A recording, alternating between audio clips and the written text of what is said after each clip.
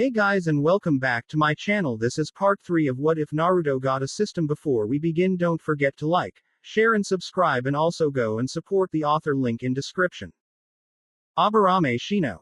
Here. Abashi Tenma. Hi sensei. Yamanaka Ino took in a series of deep breaths as she decided to calm herself. She was a member of the Yamanaka clan, which prided itself in its mind arts, and as such, she, as well as numerous others privy to the intricacies and delicacies of the clan's workings, were expected to keep a level head, and to calmly analyze any and all scenarios which came before her. The Jonin you would find angrily snarling as he kicked a stone down the street and brandished his kunai at any minor offense was more than often troubled, and his temporary anger which he displayed was not an enduring personality trait, but rather, more than likely it was a standalone feature that had arose due to external circumstances. Hyuga Hinata. Hi sensei. Inazuka Kiba. I'm here sensei. Arf. Arf. Her father had taught her more than once to always keep an eye on the people around her, as that was how you knew the good shinobi from the bad ones.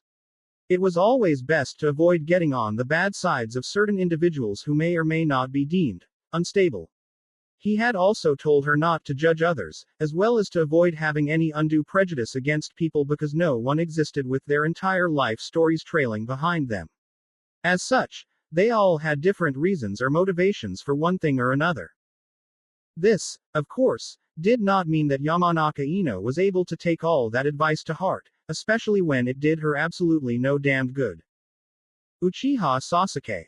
Here. Uzumaki Naruto. Silence. Uzumaki Naruto. Ino did her best to try and remain unflappable, desperately fighting the urge to shrink into her seat with all vehemence. Of course, the dog breath just had to have noticed it, as Kiba gave her what she easily considered to be the sixth most irritating grin in existence, as he spoke up. Naruto still hasn't shown up for class, Mizuki-sensei. The canine enthusiast yelled out, once more speculating the rumors that went flying around the class. Is that so? Yeah, it's been 3 weeks since we had to deal with the orange idiot. Ha, I guess we have you to thank for that, Ino. Once more, Ino resisted the urge to shrink as the eyes of everyone in the class fell upon her. Sasuke-kun was staring at her. He was actually looking in her direction, which, on any other occasion, would have made her feel giddy with joy, but his eyes were not looking at her in the way she would have wanted. Of course, she was Yamanaka Ino, so despite her own inner thoughts, she meticulously ensured that her body language and outward appearance maintained the aura and look of someone who was utterly self-assured, utterly confident, and did not, for even the briefest of seconds, doubt herself. I don't know what you're on about, Mutt-face. He growled. Yeah, right. You think we didn't hear about how the blonde knucklehead asked you out and you turned him down flat cold? The mumbles and rumors were spreading to a level she did not find herself particularly comfortable with. So, he asks forehead over there out on a daily basis, and she turns him down all the time. Said pink-haired bimbo let out a shout of indignation at being called forehead, that Ino promptly ignored. Well, except she never turned him down hard enough for the idiot to just up and vanish for 3 weeks. Hell, I haven't even seen him around the ramen stand that he loves like it's his mother. Correlation does not equal causation, Ino had wanted to say, but she restrained her tongue from emitting the initial consonant because she knew that it would go over Kiba's head. More importantly, that might either mean that Shikamaru had been rubbing off on her more than she would like, or that she was another nerd-like forehead girl. And how is any of this my fault? For all we know, he could have just woken up one day and decided to drop out. Ino argued, her voice laced with frustration. But as she spoke, her mind replayed the events that followed her rejection of Naruto. He had come to school the next day, seemingly unaffected, which had initially eased her guilt. However, when he abruptly stopped showing up, her relief turned to concern. Each day, she found herself hoping he was just sick or skipping school, anything to suggest his absence wasn't because of her. Even as she tried to convince herself otherwise, a nagging feeling tugged at her conscience, making her wonder if her words had indeed played a role in his decision to leave. Ino clenched her fists, her frustration growing. Why does my mind always go back to that orange idiot and that stupid conversation after I rejected him? Geez, I don't get you, Kiba said, scowling.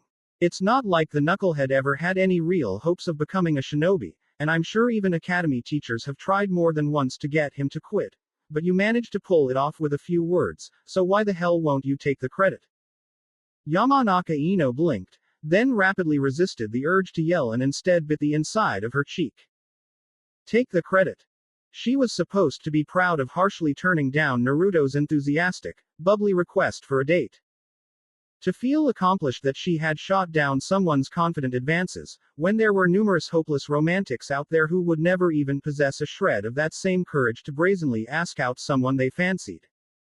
She stared at Kiba, wondering if the boy even fully understood the implications of what he was saying, and she sorely doubted that he did.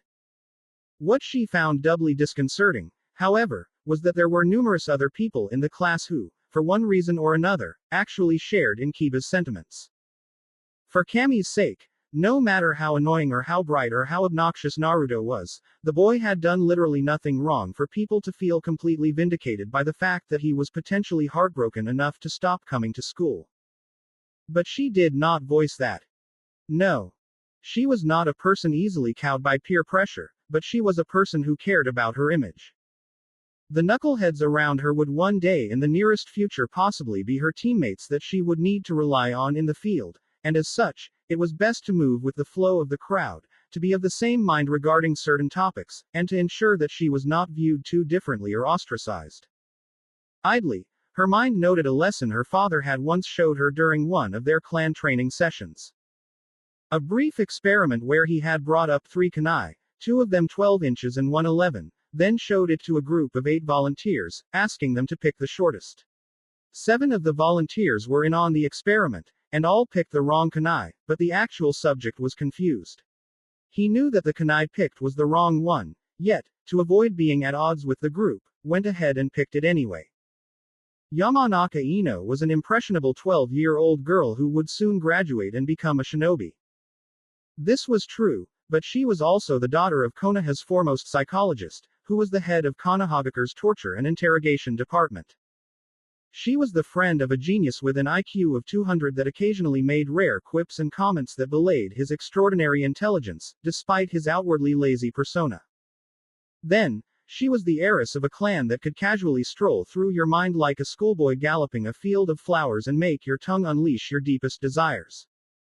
Even without using their clan techniques. As such, Yamanaka Ino knew exactly what to do. Slamming her hand on her desk, she twirled her hair, placed her hand on her hip, and let out a huff, utterly turning away from Kiba's question. Kiba's eyes narrowed. So it's not that you don't want to take the credit. You just wanted us to make you think you didn't care. You were pretending all along, weren't you? Whatever makes you happy, mud breath. Why you? Mizuki-sensei clapped. That's enough. Kiba, if you have any problem with Ino, take it out in taijutsu practice. Assuming you can. A collection of snickers went up at the room at the slight. It was one time, Mizuki-sensei. I lost to her one time. Yamanaka Ino did not focus on any of this, however. Instead, her mind found itself begrudgingly drifting towards someone with blonde hair and blue eyes. Why had Naruto suddenly asked her out if he was supposed to be infatuated with Sakura? Had he known what she was up to and then did it to save her face? Was that why she found herself questioning her infatuation with Sasuke now and then? She had doubted Shikamaru's words before about Naruto being different, adding up to another time the pineapple-haired Nara had been right, and Kami knew that if Shikamaru wasn't so lazy, half of their conversations would be filled with, "I told you so." Still, it just didn't seem to fit. If Naruto was changed, why was he the dead last? Did graduating and becoming a shinobi not matter to his interests? She found herself biting on the edge of her pen and took in a deep breath. It seemed like she knew what she was going to do after school today, solving the enigma that was Uzumaki Naruto. Assuming she could find him. What was the difference between intelligence and wisdom? This was the question Yamanaka Inoichi asked himself as he plopped down on his couch, a tired sigh escaping his lips and a long worn furrow etched on his brow, having just concluded a long day at the office. Some would argue that intelligence was about possessing knowledge. An intelligent person might have the savoir-faire across numerous different fields, like someone who had memorized vast portions of a thesaurus, or who could calculate complex mathematical figures on the fly. Wisdom, on the other hand, they might say, was the ability to apply that knowledge in the right scenarios to achieve the best outcomes. Except, that wasn't entirely accurate. That describes the relationship between intelligence and wisdom, not the distinction. In truth, intelligence and wisdom were somewhat separate entities. One could be wise, like an enlightened monk or spiritual leader, yet lack conventional intelligence, such as monks who might not know how to read or write. Similarly, a person could be highly intelligent, possessing a great depth of knowledge about various subjects, yet not necessarily wise. For instance, consider a scientist who meticulously planned extremely nutritious meals for his children and prevented them from eating sweets due to the health risks. Yet, he failed to see that his children might never understand his reasoning. Unfortunately, it seems that people often value intelligence more highly than wisdom. Konoha was gradually running out of wise young shinobi, and instead, they were breeding geniuses. If only his beloved village could have a Sarutobi Hiruzen for every Uchiha Itachi and Hitaki Kakashi, it would be so much better off. Unfortunately, most levels of wisdom came with experience, and as such, those greatly in need of it sorely lacked the access to it. Shameful as it was, Inoichi knew full well that his village was filled with people lacking both intelligence and wisdom. Most obviously would be the civilians first, who would willingly let their children sign up to the academy, fooled by the romanticized ideal of the Konoha Shinobi Corps. They were nothing but glorified child soldiers capable of taking on full-grown men twice their size, but child soldiers no less. Most of them would not live to hit 30, and those who did would be so scarred by the things that they had witnessed and performed, that they could never live normally ever again. But the will of fire burned strong. How strong it burned indeed. Fire was the one thing most capable of bringing unlimited destruction to leaves, yet not a soul had noted the irony.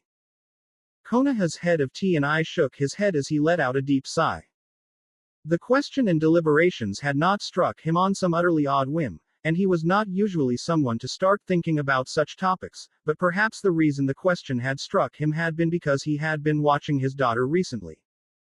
Ino was his pride and joy, and of course, he had done his best to lavish his little princess the way any father would, but he made sure he never cosseted her too much, especially if she wanted to be a kunoichi. He was initially adamant against her decision to even enroll, but he had no choice. Had his daughter said she wanted to become a horticulturist or a botanist or a psychologist rather than a kunoichi, not a single soul in the world, dead or alive, legend or nightmare, would have been capable of forcing him to tell her otherwise. But of course, his daughter wanted to be a kunoichi. He had no choice left but to respect her decision or lose her love and respect forever. Despite training to be a powerful, lethal weapon, she was still a young girl though, and as such, he had been more than happy when she showed the signs of her youth, such as an adolescent crush. His only wish was that Ino would have at least picked a crush that was not so mentally scarred, but in the end, he had left her to her own devices. Until now. He had begun noticing in the past 4 weeks how much his little princess was changing. There had been a little bit more interest in the way she listened to his tales at the office, and as he explained to her bits and pieces of the psychology that people took for granted. Then of course, the frequency at which she mentioned the Uchiha's name had hit a sudden decline.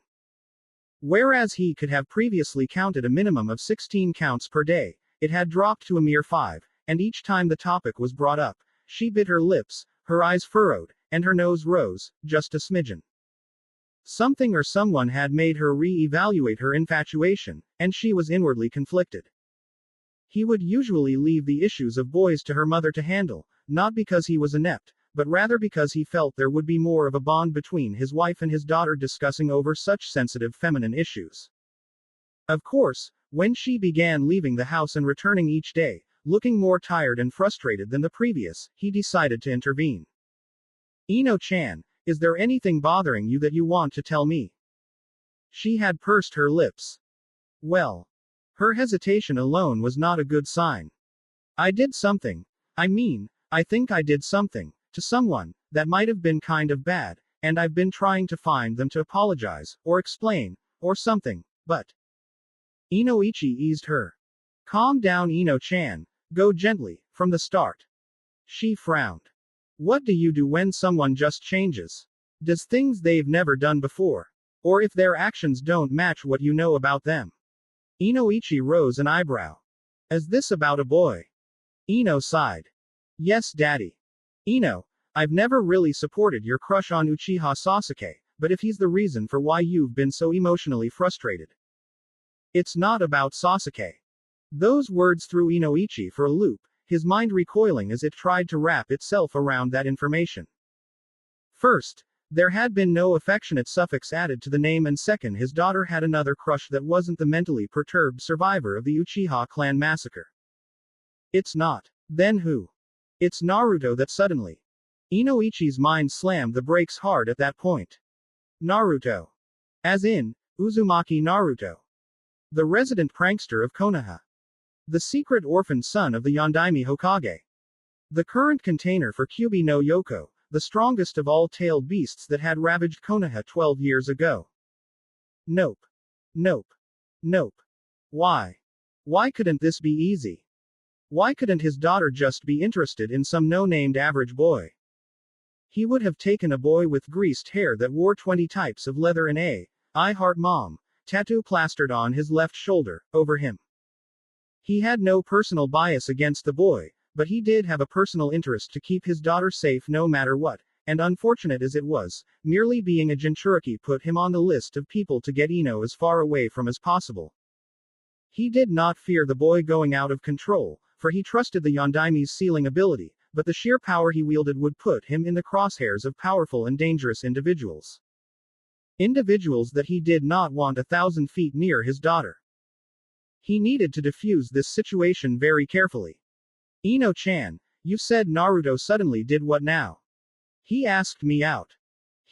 What? I know. That was my reaction too. He's spent half of the time in the academy pestering Sakura for dates, and she turns him down, and then all of a sudden, he just asks me. Why? Why all of a sudden and then the way he did it? She abruptly stopped, and Inoichi's eyes narrowed. There was information that his daughter was intentionally keeping out of the discussion. Anyway, Shika says that it's because Naruto is actually really observant when he's dealing with things that catch his interest. He did. Inoichi knew that Nara Shikamaru was just as astute as his father, perhaps even more so, but he was lacking in the much-needed wisdom that would probably make him surpass Shikaku. He did, but it doesn't make sense. If he's so observant about stuff, why do his grades suck so much and why is he the dead last? Inoichi swore under his breath. Champing breadsticks. If what Ino was telling him was true, then there were two possible unfortunate implications, neither of which was comforting, and both of which constituted as threats or serious issues to Konoha's safety. The first implication was that Uzumaki Naruto was intentionally downplaying all his skills and abilities, for whatever possible reason, and depending on how observant he truly was, it was more than likely that he knew who his father was, and what was sealed inside of his stomach, yet opted to keep it to himself. When children found themselves out of their depth or seeking knowledge or wisdom, they looked to adult authorities for guidance and explanation. If Uzumaki Naruto was aware of his true heritage, and of the reasons of the numerous bias against him, and the fact that a giant beast was sealed inside his gut yet had intellectually chosen not to mention it or blurt it out, and continued as though absolutely nothing was wrong, then there was a problem. From a psychological standpoint, it was downright terrifying, and it marked him as a greater flight risk than Uchiha Sasuke ever could be. The second implication, of course, was somewhat lighter, and it meant that there were serious levels of bias against the boy, and he was more than likely being either taught wrongly, or intentionally failed in order to ensure that he did not graduate. It meant that there were shinobi amongst the ranks who had let personal bias interfere with objective judgment, and they needed to be sanctioned and undergo screening to see if they were truly worthy of being in the shinobi corps. After all, if you let your emotions bleed into your job when all you did was to teach, who was to say that on a mission, you would not choose to let your emotions take sway and then instead of assassinating a target, you let them escape? Of course, if Uzumaki Naruto was being taught wrongly, would he not have complained? Or was it that he was unaware of the fact? But if he was unaware of the fact, that brought his supposed perceptive prowess into question. Daddy, you're making that constipated face again. Goddamn it, Shikaku. He sighed. Having that man as a best friend for the greater half of his life had made him paranoid and caused him to analyze things more than was sometimes needed. For all he knew, Shikaku's son was wrong, and Uzumaki Naruto was not some overly perceptive genius mastermind intentionally hiding his skills in order to be severely underestimated by the Konohan populace whilst he plotted revenge for being ostracized, orphaned and denied his legacy. All right, Ino-chan, if you want answers, find Naruto and invite him over to dinner. I can't. I've been searching everywhere for him for the past 4 weeks and I still can't find him. Oh dear. He skips out on the academy. Daddy, it'd be easier to count the number of days he's been in class than the number he's been outside of it. Oh no. And no one knows where he goes. No one questions what he's been doing with all that extra time he spends outside of class. Inoichi took a deep breath. It seemed he would be scheduling a meeting with the Hokage soon. Alert. Path Quest. Quest title. Mastery of the Clone Jutsu. Objectives. Increase chakra control skill to level 10. Or. Remove chakra imbalance status. Description. Hinata and Tenten have offered their assistance to help player Naruto achieve proficiency in the Clone Jutsu, a fundamental skill for graduation from the academy. Rewards. Skill.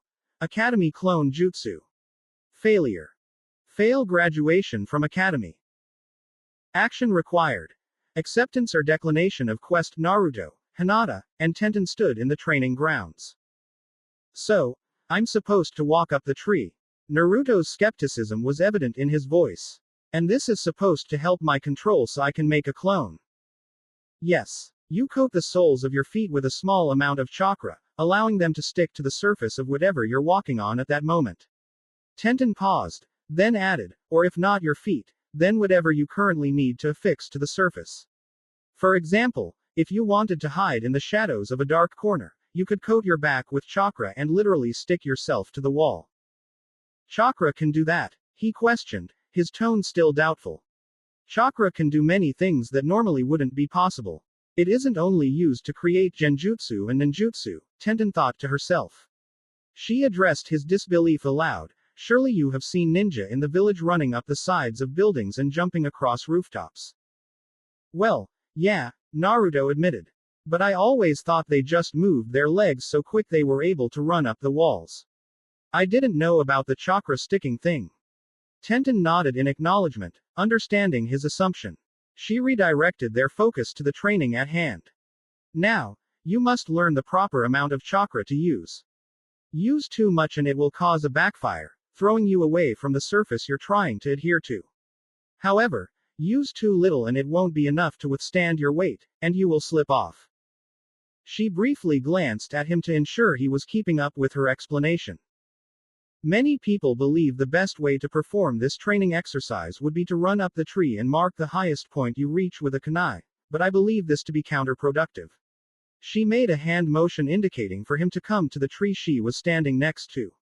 The goal of the surface climbing exercise is not to reach the top of the tree, but to learn how to properly adhere yourself to a solid vertical surface and to assist in learning to control your chakra. Now, Hinata is going to demonstrate for you before I want you to try. Watch carefully. Tenten motioned for Hinata to come forward. Hinata, trying to calm her heart, placed one leg on the tree and began walking up the surface. She stopped halfway up the tree and turned before walking back down. Wow, that was amazing, Hinata-chan. Naruto praised, giving her a wide smile. Hinata's enthusiastic compliments never failed to make her feel good inside. Thankfully, I'm getting much better at concealing my blush over the past few weeks, she thought, grateful for her progress. It was a large adjustment for her, since she wasn't used to people giving positive reinforcement of her abilities and skill level.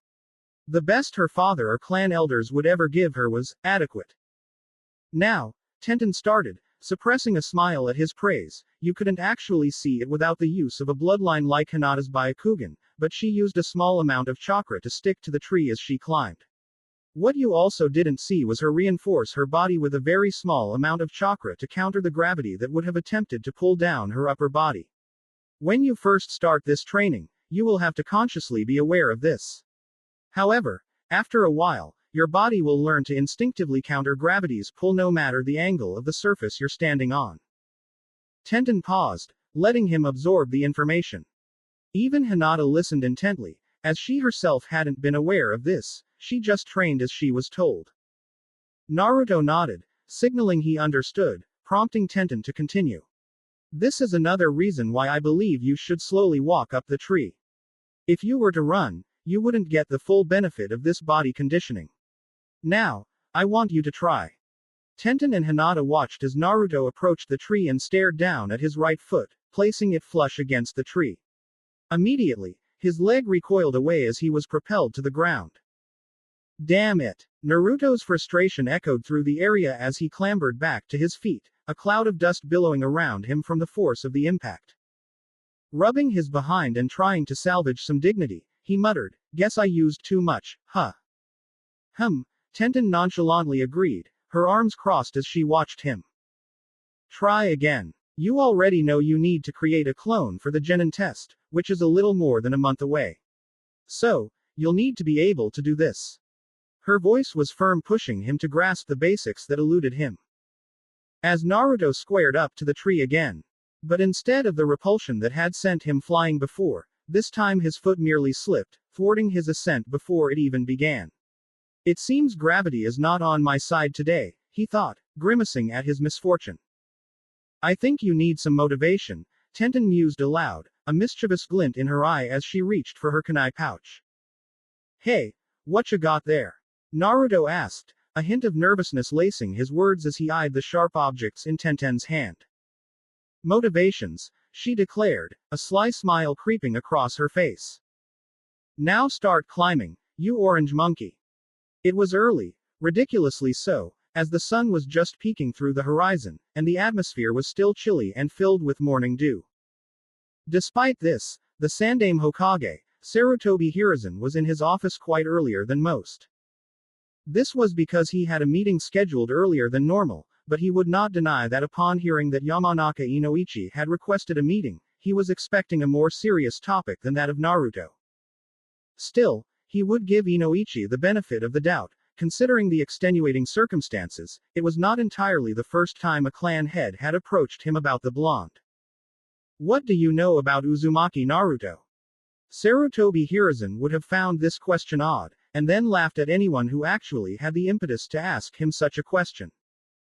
Except, when it came from one of his most trusted shinobi, and the appointed leader of his T&I department, then it became another issue entirely. He responded what he knew about the boy, his parents, his background, and of course, the secret that was sealed into him. What do you know about Uzumaki Naruto personally? With that question came some guilt, as he had not invested much time into the boy's life and affairs, but what he did know, was that the boy had a fondness for ramen, a penchant for pranks, was often loud and boisterous and wished to become the Hokage of Konoha. What else? What else? Well, that is. The Sandaime Hokage of Konoha found his lips furrowing into a sad thin line. That was, as a matter of fact, all he did know about the boy. Hokage-sama, what if I told you that those qualities you mentioned are what everybody knows about him, and nothing else? Hiruzen's nose rumpled. What? Yesterday, Hokage-sama, I met with his Chunin Academy instructors, and before that, I met with a select few of his classmates, and likewise still before that, I met the owners of the Tsuki ramen stand. All of them, every last one, when I asked them to tell me what they knew about Uzumaki Naruto, they recounted these exact same three things. Yamanaka Inoichi raised 3 fingers. He loves ramen. 1 finger down. He likes pranking. Another finger down. He wants to become the Hokage. The Sandaime Hokage placed his hands on his desk as he gave Inoichi a stern but contemplating look. Had this been anyone else other than Yamanaka Inoichi, he would have stopped listening and waved off their concerns on accounts of blatant paranoia and some hidden bias against Naruto. However, Yamanaka Inoichi had known Namikaze Minato, and the two blondes had been friends and comrades, to the point in which they had sometimes worked on the same team. Even more, Inoichi had also known Uzumaki Kushina, and the man was definitely not someone who would ever have any form of bias against her son, somewhat considering the fact that just as Uchiha Makoto had supposedly possessed some childish infatuation with Minato during their academy days, so had Inoichi possessed the same with Kushina. Not that the Hokage listened to or cared about such things, as it was merely the freedom of youth. I do not see where the problem lies, Inoichi. The problem, Hokage-sama, is that we are human beings, not one-dimensional cardboard cutouts. It is impossible for one person to only have three, and just three features about him that makes him memorable, to only have three aspects to his personality and character. Inoichi shook his head. To put this into perspective, Hokage-sama, what does Uzumaki Naruto do when he is neither pranking people, nor eating ramen, nor declaring his desire to steal your hat? Where does he go? How does he spend his time outside of classes when neither pranking nor eating? What does he do after a long and exhausting day? The answers to those three questions were all equally unknown, and it dawned on the Sandaime just how little he truly knew about the young boy named Naruto, who looked up to him with stars in his eyes as though he was Kami's best gift. Yet, Sandaime knew that he had failed Naruto more than he had helped him. He let out a tired sigh.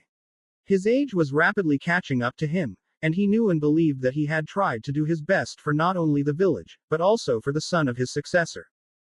Everyone Minato knew that was capable of taking care of Naruto was not available. Hitaki Kakashi was a mess. Psychologically speaking, after the loss of his teammates, he retreated into Anbu and took only the toughest of missions of the S-rank caliber, and it was clear that he possessed some sort of death wish. He clearly could not leave the upbringing of a child to him.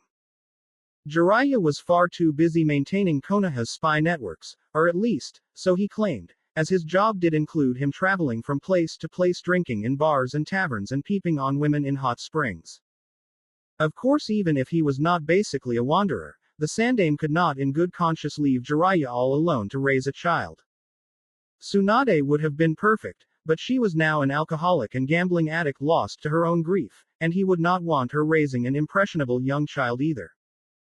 Uchiha Makoto had once offered, but the clan politics were against such a thing, as the Uchiha clan had just been accused of the ones masterminding the Kyuubi's attack in the first place. It would be tremendously bad if one of their own had then decided to adopt the boy. The Hyuga were out of the question, and part of his village they might be, but Hiruzen had never appreciated or favored a clan that could and would so callously brand their own family members as slaves in the name of preserving and protecting a bloodline. Such a place was not where he wanted Naruto to grow up, believing that such practices were the norm. The Aburame once again offered, but it was likewise impossible as at the time, the Kyuubi's chakra and presence made their Kikaichu bugs scared and wary, and of course, there was the issue of Naruto eventually growing up to feel like an outsider, as he vastly contrasted the majority of the Aburame. The ideal clans would have either been the Nara, the Yamanaka, the Akamichi or the Inuzuka. However, there was once again the question of allowing a single clan that much power. It was not viewed as a clan attempting to train and foster the son of their hero, rather, as a clan potentially raising and shifting the loyalty of a Jinchuriki away from the village and into their own hands. And so, Naruto had grown up unloved and uncared. Hokage-sama. The aged man was drawn from his musing, and he shook his head, letting out a long sigh. I believe we should let sleeping dogs lie, Inoichi. What? If you are worried about Naruto-kun's loyalty, I can personally assure you that Naruto is loyal to Konoha without measure. I can see it in his eyes, in his movements. He would be the last person in the world to betray Konoha. But Hokage-sama. This is my final decision, Inoichi. For Kami's sakes, let the boy be. Once he graduates from the academy, then you can conduct whatever tests you wish during his psych evaluations. Yamanaka Inoichi let out a deep sigh, and Hiruzen watched as the man gave a salute. Hi, Hokage-sama. Now, is there anything else you wanted to speak to me about? Nothing of any real value, Hokage-sama. Except to perhaps look into the academy instructors to find if indeed there are Chunin intentionally sabotaging student scripts. Hiruzen slowly rubbed his beard. He knew that there was always that possibility, for Chunin instructors to be visibly biased against Naruto, but he had hoped that it would be of a minuscule level of simply asking him more questions in class rather than giving him unfair grades. He could not go out and start rooting every Chunin that was biased against a single student, otherwise that would make it appear as though he was the one being biased against them. Alright, I'll have an Anbu team look into it. Anything else? No, Hokage-sama. Dismissed. The leader of the only naturally blonde-haired clan in the entirety of Konoha nodded, and utilized the body flicker technique to leave Hiruzen's office, making the aged Hokage sigh once more as he leaned into his desk. It had only been a month since he had seen Naruto, and he had not seen or heard from the boy at all on any other occasion. He knew he was busy, and he knew that he also had to think of the lives of the other villagers and of his shinobi, but Naruto was simply that breath of fresh air that was perhaps often needed. Of course, there was also the small, disconcerting part of him that realized that what Inoichi said was somewhat true, as he knew very little about what Naruto did or where he went to in his free time. He was about to call the Anbu, but he stopped halfway before he did so, and let a small contemplative smile come on his lips instead. Rather than summon Naruto into his office, it was best to make it into a surprise.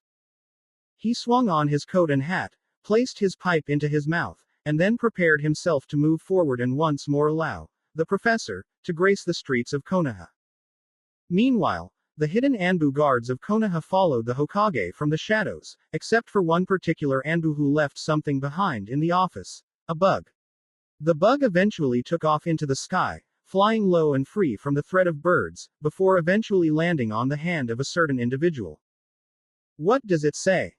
Yamanaka Inoichi believes the Kyuubi Jinchuriki could constitute a flight risk due to how little is truly known about him.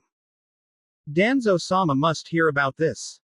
The two figures gave each other a nod, before vanishing once more, unseen and unheard, as phantoms in dawn. Unbeknownst to Naruto, his actions had set something much larger in motion, like a spark that flutters into the dry underbrush of a forest. This spark, innocent and unnoticed at first, had the potential to ignite a firestorm that could sweep across Konoha. Would this burgeoning flame bring warmth and light to the village, or would it evolve into a raging inferno, consuming everything in its path? Only time would tell whether Konoha would bask in the glow of this fire or be scorched by its fury. Hiruzen Sarutobi was feeling the weight of his years more acutely these days. As the Hokage of Konoha, his responsibilities were vast, and they seemed to grow heavier with each passing day. That was why he cherished his rare moments of leisure, when he could wander through the village like an ordinary elder, enjoying the respectful bows of villagers and the curious glances of fellow ninjas. He was making his way slowly towards Naruto's apartment, planning a surprise visit. The gentle sounds of daily life in Konoha provided a soothing backdrop as he strolled. Suddenly, his peaceful reverie was interrupted by a loud boom. Hiruzen's heart skipped a beat, his old warrior instincts kicking in. He pinpointed the sound almost instantly. It was coming from Naruto's apartment. With a swift motion, more agile than one might expect from his aged frame, Hiruzen leapt onto Naruto's balcony. The sight that greeted him made his jaw drop. Naruto was in a fighting stance, reminiscent of the academy style but distinctly more refined. Hiruzen's sharp eyes caught the subtle glow of chakra around Naruto's ankles, a brilliant, pulsing blue that seemed to store an immense chakra. No way, Hiruzen thought, his mind racing as he watched Naruto vanish in a blur, reappearing instantly in front of a training dummy. The force of Naruto's punch was colossal, reminiscent of a young Tsunade. The dummy didn't just fall apart. It exploded, straw and fabric bursting outward like a firework display of destruction. As Naruto sighed and reached for another dummy from his storage scroll, he finally noticed Hiruzen. Oh, Gigi, what are you doing here? Wait, you're on my balcony, that means. Naruto's expression shifted from surprise to accusation as he pointed at Hiruzen. You are a peeping Tom. What? Hiruzen could barely conceal his surprise. Naruto, I am not a peeping. Hiruzen paused. The words were true, but no one needed to know that, and then continued, Tom. Okay then, why are you on my balcony? I heard the exploding sound and jumped to check if you were okay, Hiruzen explained, his concern genuine. Naruto smiled in response. Don't worry, I'm just training. About that, how did you do that? Oh, you mean my punch. Naruto's voice was casual as he explained. So, I was practicing my tree walking last night. Tree walking. Hiruzen's mind raced. Was someone training Naruto outside the academy? Jiraiya was nowhere near Konoha. Kakashi was scared to approach Naruto, and most of the village's ninjas wouldn't dare train the Jinchuriki. It couldn't be that man, could it? So, I fell down, Naruto continued, snapping Hiruzen out of his thoughts. And I was just laying there when I noticed I'd left a hole in the bark. I thought, why not combine that with my taijutsu? And here's the result. Naruto held up the dummy's head in his palms, and as Hiruzen watched, a surge of chakra escaped Naruto's hands. The energy enveloped the dummy's head, causing it to compress like a squeezed orange. Within seconds, the pressure became too great, and the head burst apart, fragments of straw and cloth shooting out in all directions. Hiruzen couldn't suppress a laugh as he watched Naruto's expression twist into one of annoyance. Why are you laughing, old man?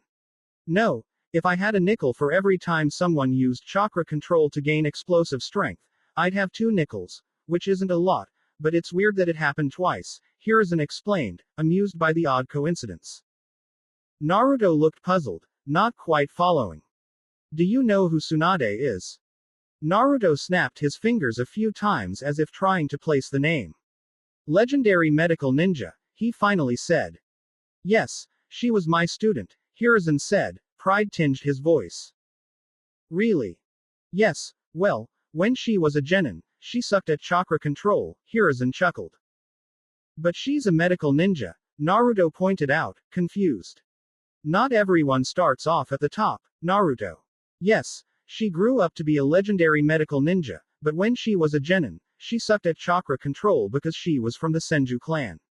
She actually used the same chakra control failure phenomenon to create her signature super strength. I think it's a similar phenomenon, but both of you have a different approach to it. Tsunade made her chakra control so strong that she could actually regulate this phenomenon to boost her overall strength, and you are expelling chakra out explosively to create a powerful current of force, Hiruzen explained, hoping to spark a realization in Naruto. Can I meet her? Naruto asked eagerly. Hiruzen sighed, a hint of melancholy in his voice. She isn't in the village, Naruto. Lame, Naruto grumbled. Naruto, Hiruzen began, taking a more serious tone. Yeah. How are you able to use the taijutsu of the Senju clan? Hiruzen asked, curiosity piqued by the boy's unusual abilities. Naruto paused, his face blank as panic surged inside him. He quickly glanced at the system, his mind racing. Skill. Senju clan taijutsu, Flash Fist. Level 1. Description. A taijutsu style developed by the Senju clan, focusing entirely on speed to create a fighting style that counters the rival Uchiha clan's Sharingan.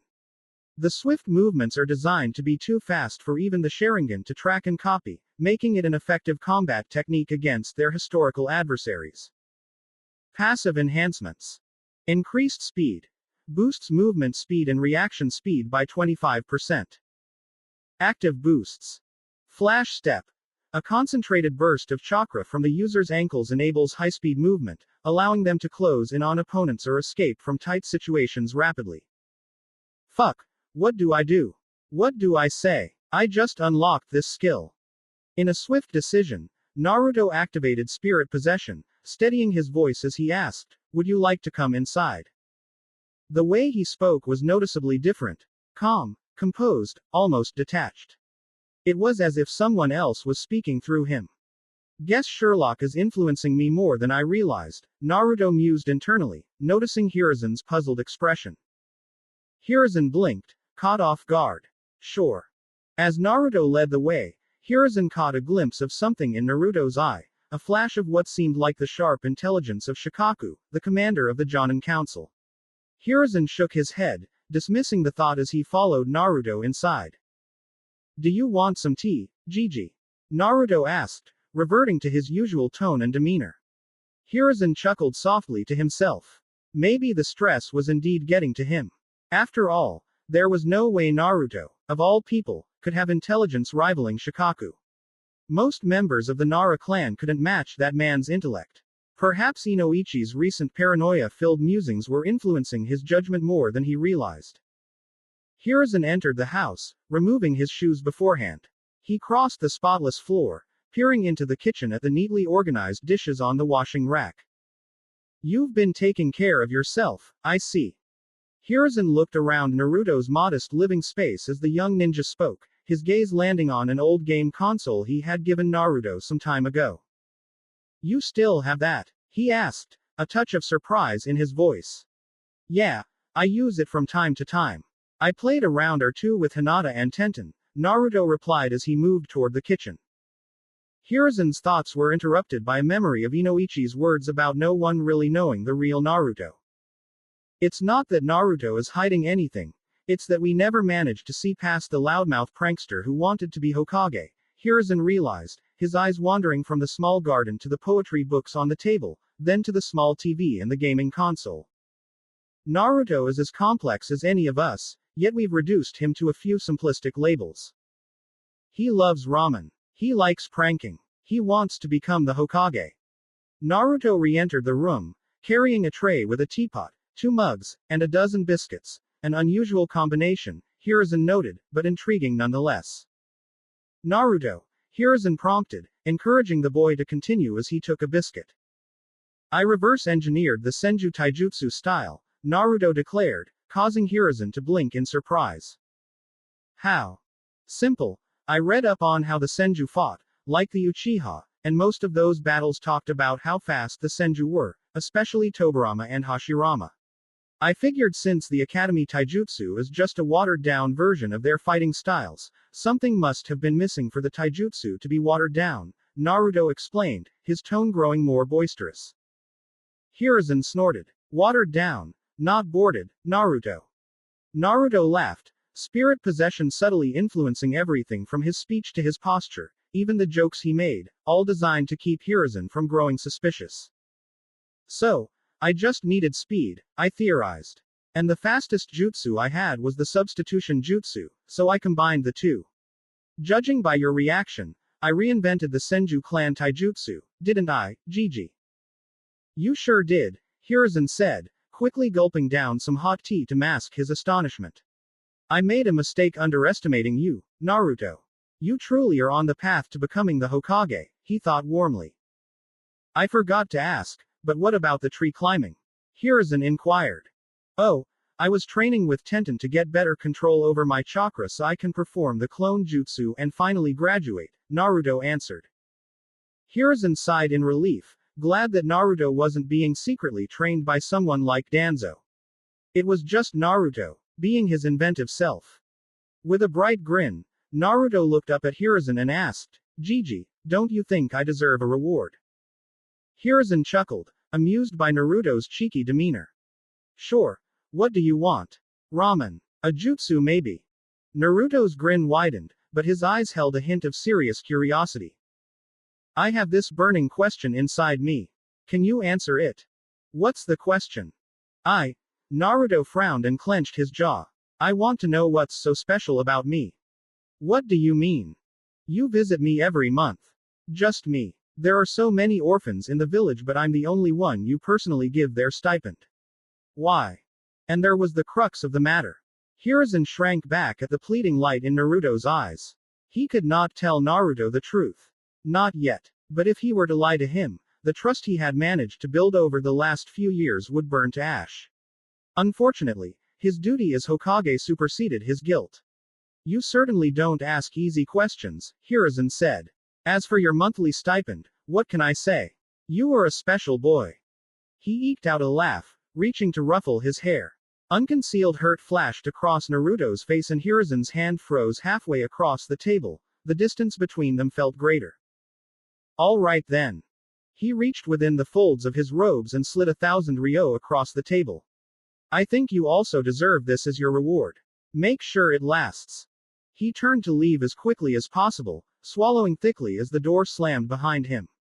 The setting sun's orange and purple hues lit the sky.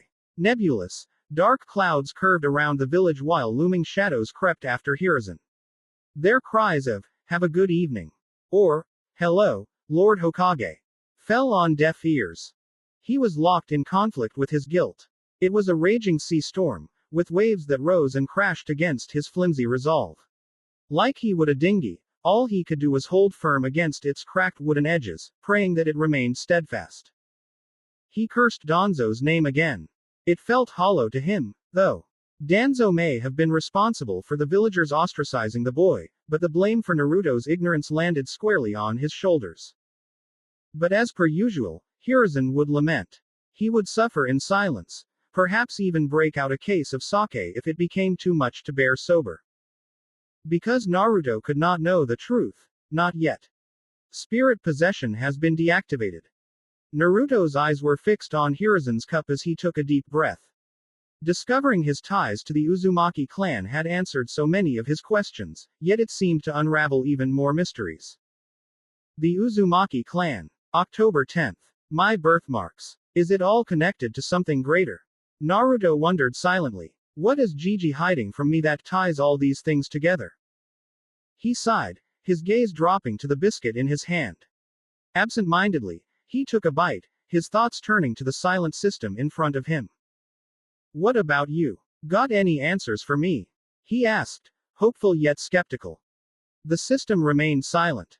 Of course, Naruto murmured, a hint of resignation in his voice. Like everyone else, you offer silence to my questions.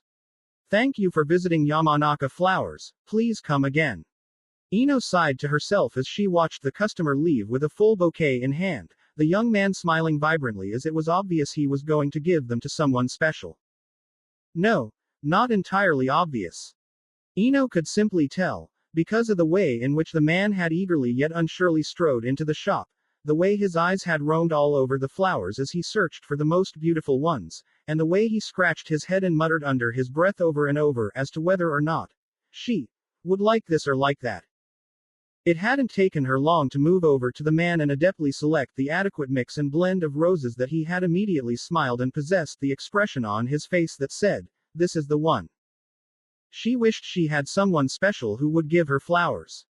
She placed her hand on her chin over the counter, staring blankly at the passing people in the streets, her eyes wishing she would come upon a familiar lock of black hair, before her train of thought stopped, entirely unbidden.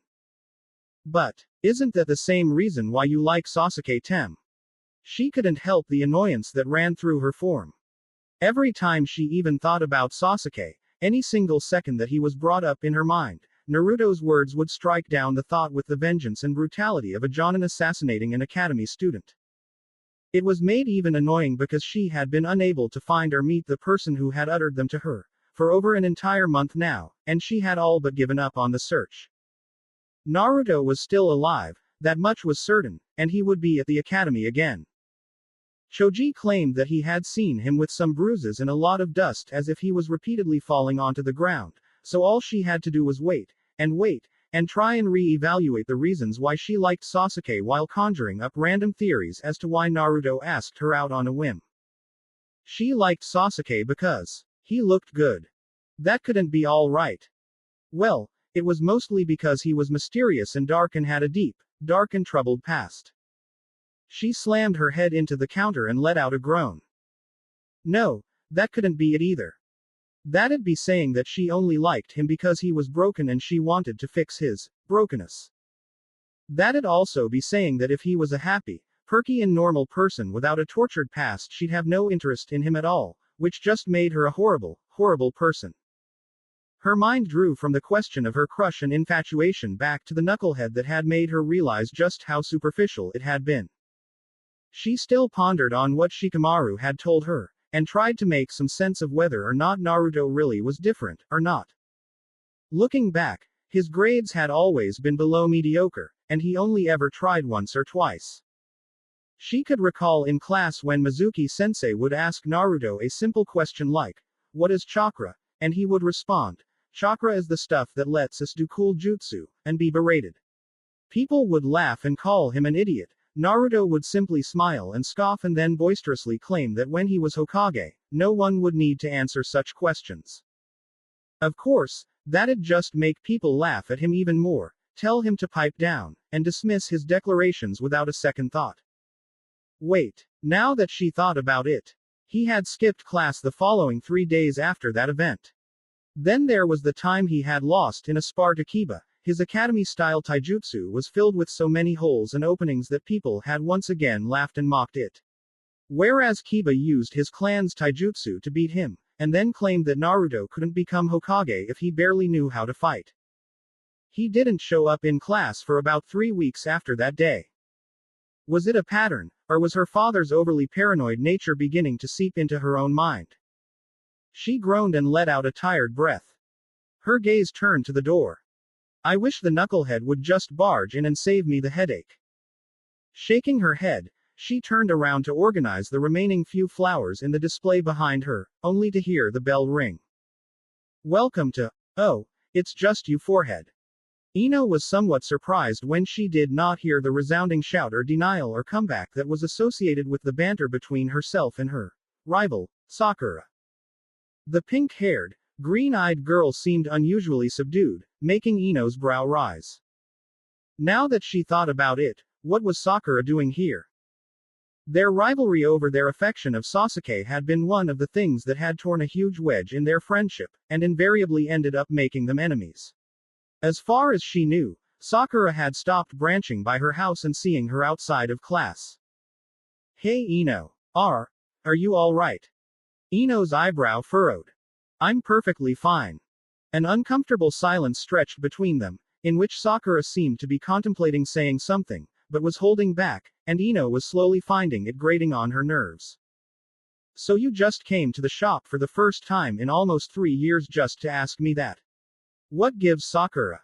At this, the girl seemed to regard her warily. Ino, you still like Sasuke-kun, right? The Yamanaka heiress had her lips somewhat thinning as the question was brought up, especially considering the fact that she had been debating the issue herself. Where's this coming from? It was at that gesture that Sakura seemed to explode. You've not been yourself, Ino. For the past 1 month. You don't even look in Sasuke-kun's direction anymore or pay any attention to him. Whenever the girls are talking about him, you just go excuse yourself and leave. Then last week in class, you sat next to him the entire day, but you didn't even look at him once. That sounded like news to her. I sat next to Sasuke. Sakura looked appalled. You didn't even notice. No, she hadn't.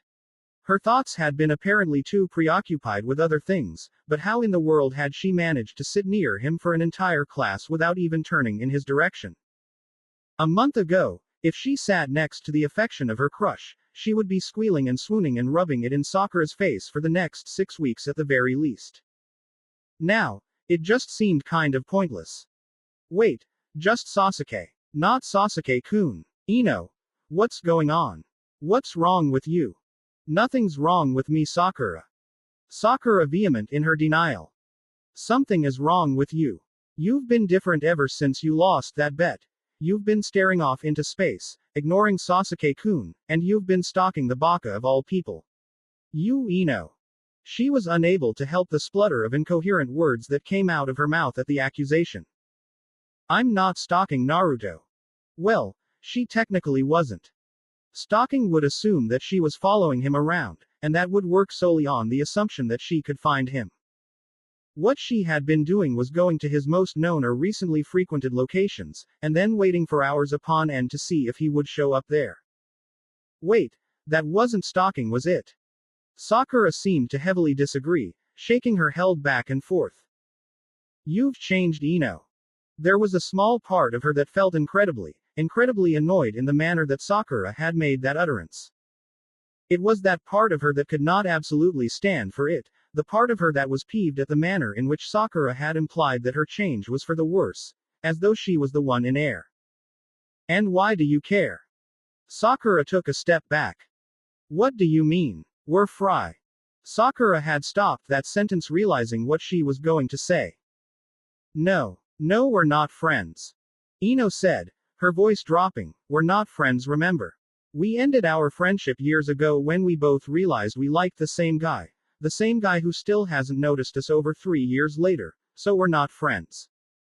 A thick cosseting silence blanketed over them, and green orbs met Violet, 2 eyes which had gone through the years, gazing at each other with companionship and closeness, drifted apart with jealousy, anger, rivalry, all over what? Ino found herself asking herself that question, now that she realized it. They had become rivals over what? They had sacrificed their friendship over what?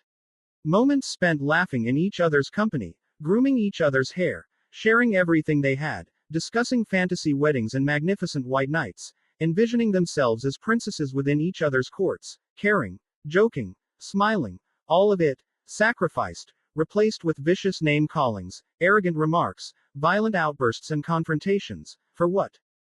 For Uchiha Bloody Sasuke.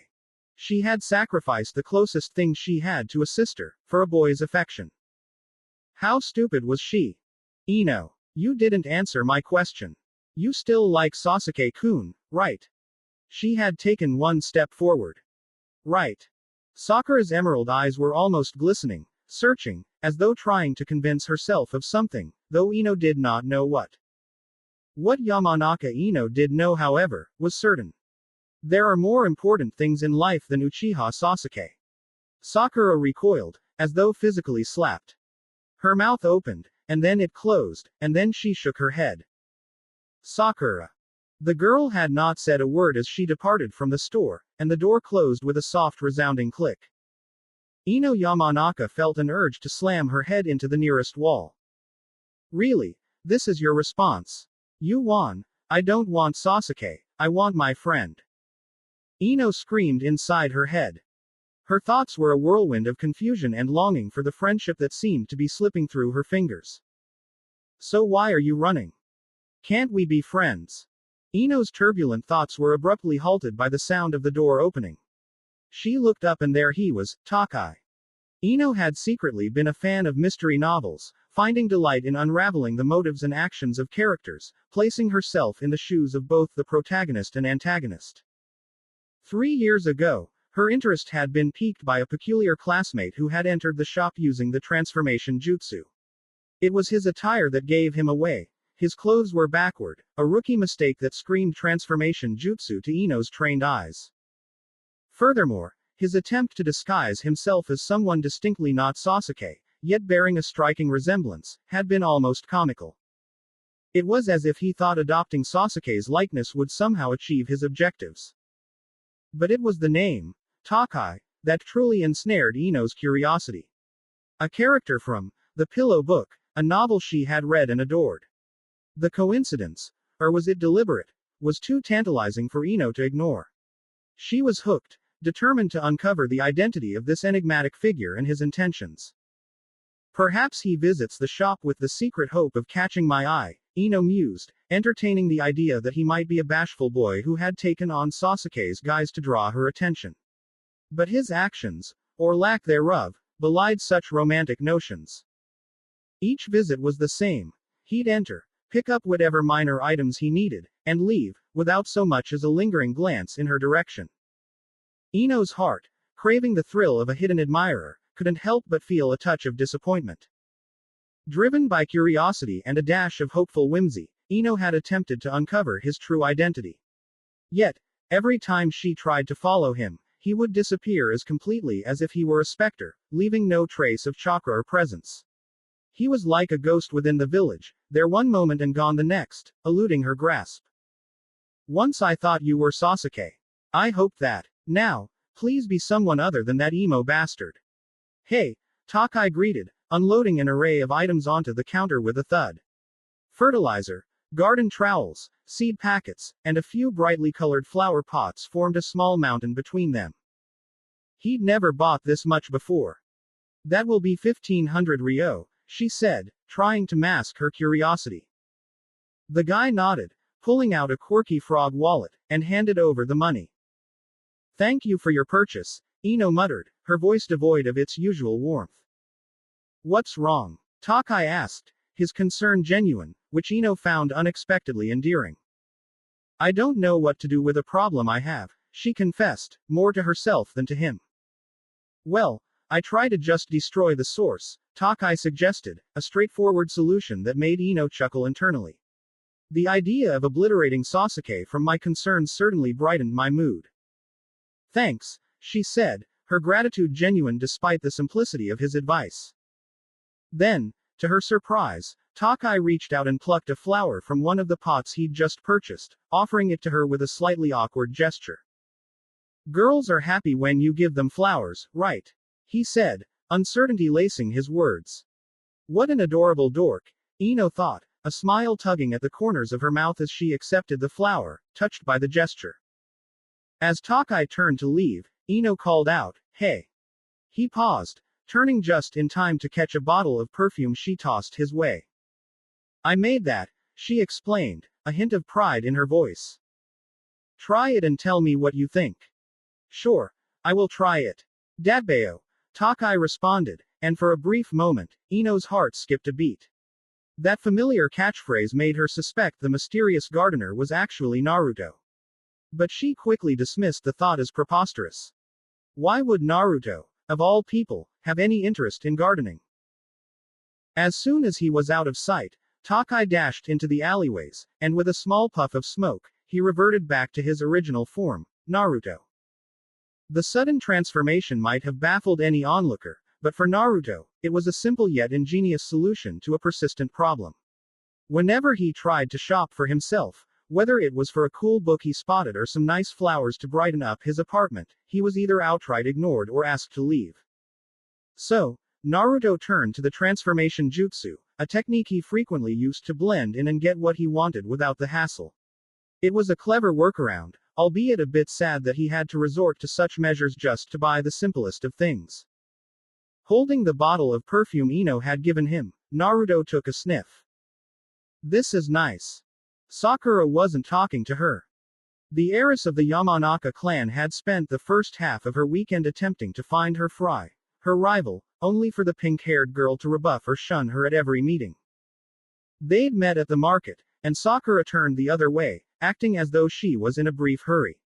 She treated Ino like an awkward stranger or an estranged lover, creating an air of social gracelessness as Ino stood like a scorned lover whose advances had just been publicly rejected. At the park, Sakura's green eyes briefly met hers before she moved with the crowd of nameless, Uchiha-worshipping classmates. Her gaze rapidly averted as though something more important had come into her field of vision, like the daimyo had suddenly strolled by on an elephant, offering to take pink-haired girls as his brides. Ino had tried her usual brands of teasing insults or comments, and nothing had worked. Sakura had somehow become transcendent to the very barbs she would previously have been quick to shoot down. She was perfectly content to pretend as though Ino did not exist, as if the girl she bantered with on a daily basis was a ghost, unseen and unheard. In response, Ino had spent the next half of her weekend in an obsessed, infuriated frenzy, a work ethic and dedication that would have made certain spandex-wearing individuals completely enthralled, then mystified, worried, and finally, outright terrified. Sleep. What was sleep? What had it mattered to her? Food. Excellent. It would be the fuel to keep her moving. Rest. A four-letter word that had been ripped out of the pages of her dictionary, crumpled into a ball, and used as tinder to light the flames that spurred her forward and maximized her passion. It had not been hard to sneak out of her room when her father believed her asleep, and head to the nearest training ground. Her fists and kicks proceeded to turn the innocent dummies into splinters, hapless victims to her bubbling rage and frustration. So, Sakura had decided not to talk to her. That was fine. Perfectly fine. She wouldn't even let Ino explain herself or her reason, or even give the tiniest of ideas as to what was wrong. It was perfectly fine. Ino, are you okay? The Yamanaka heiress drew from her musing as she entered the classroom. Monday morning had come too bright and far too early for her tastes. The birds at her windowsill sung in a manner that turned her brain to a deck of cards at the hands of a master shuffler. Her response had been to toss her comb with unerring accuracy until it smacked the creatures in the eye and told them that their musical performance was unwelcome. If that had not been enough, the sunlight pierced through her orbs as though a clan of divine giants had decided to attach a magnifying glass unto a torch powered by the collective chakra of 1,000 kage, and use said torch to blind little girls for fancy. A combination of her irritability and impatience did not detract her from the fact that there were indications of bangs under her eyes that her makeup kit had not been able to completely hide, and her hair possessed a brief frazzled intensity that would make it obvious that it had not been as meticulously treated as was the norm. Had Yamanaka Ino looked into the mirror, she would have set it ablaze and run screaming at the monstrosity that stood before her. Or, her reflection would have committed seppuku and saved both of them the misery. Do I look okay, Shikamaru? If this face was the last thing you saw at night, would you still be able to sleep? The boy beside her blinked, his visage clad in shock, his jaw slightly lowered, his eyes wide, as he blinked numerous times in rapid succession. I'm sorry, Shikamaru. I'm just a little tired, she said, letting out a brief sigh. You didn't get any sleep. He did not phrase it as a question. No. Lying to Shikamaru was an exercise in futility. Problem with the boy was that when he wasn't being his usual extremely lazy self, he was damn perceptive, extremely much so that any slight indication or inflection would tip him off. Why? I was busy. Murdering wooden dummies with her fists and imagining them to be the form of a pink-haired acquaintance was rather time-consuming. Her eyes slowly strayed down to her fists, which were currently wrapped in bandages in the manner that taijutsu specialists did. Of course, the only reason for that was to hide the numerous bruises and cuts that were on the skin, which would have no doubt drawn attention from her father. Shikamaru's eyes trailed towards her hands, which made her clench them unconsciously. Then, he turned his gaze back into her eyes, and they stayed there for several seconds, as though searching for something.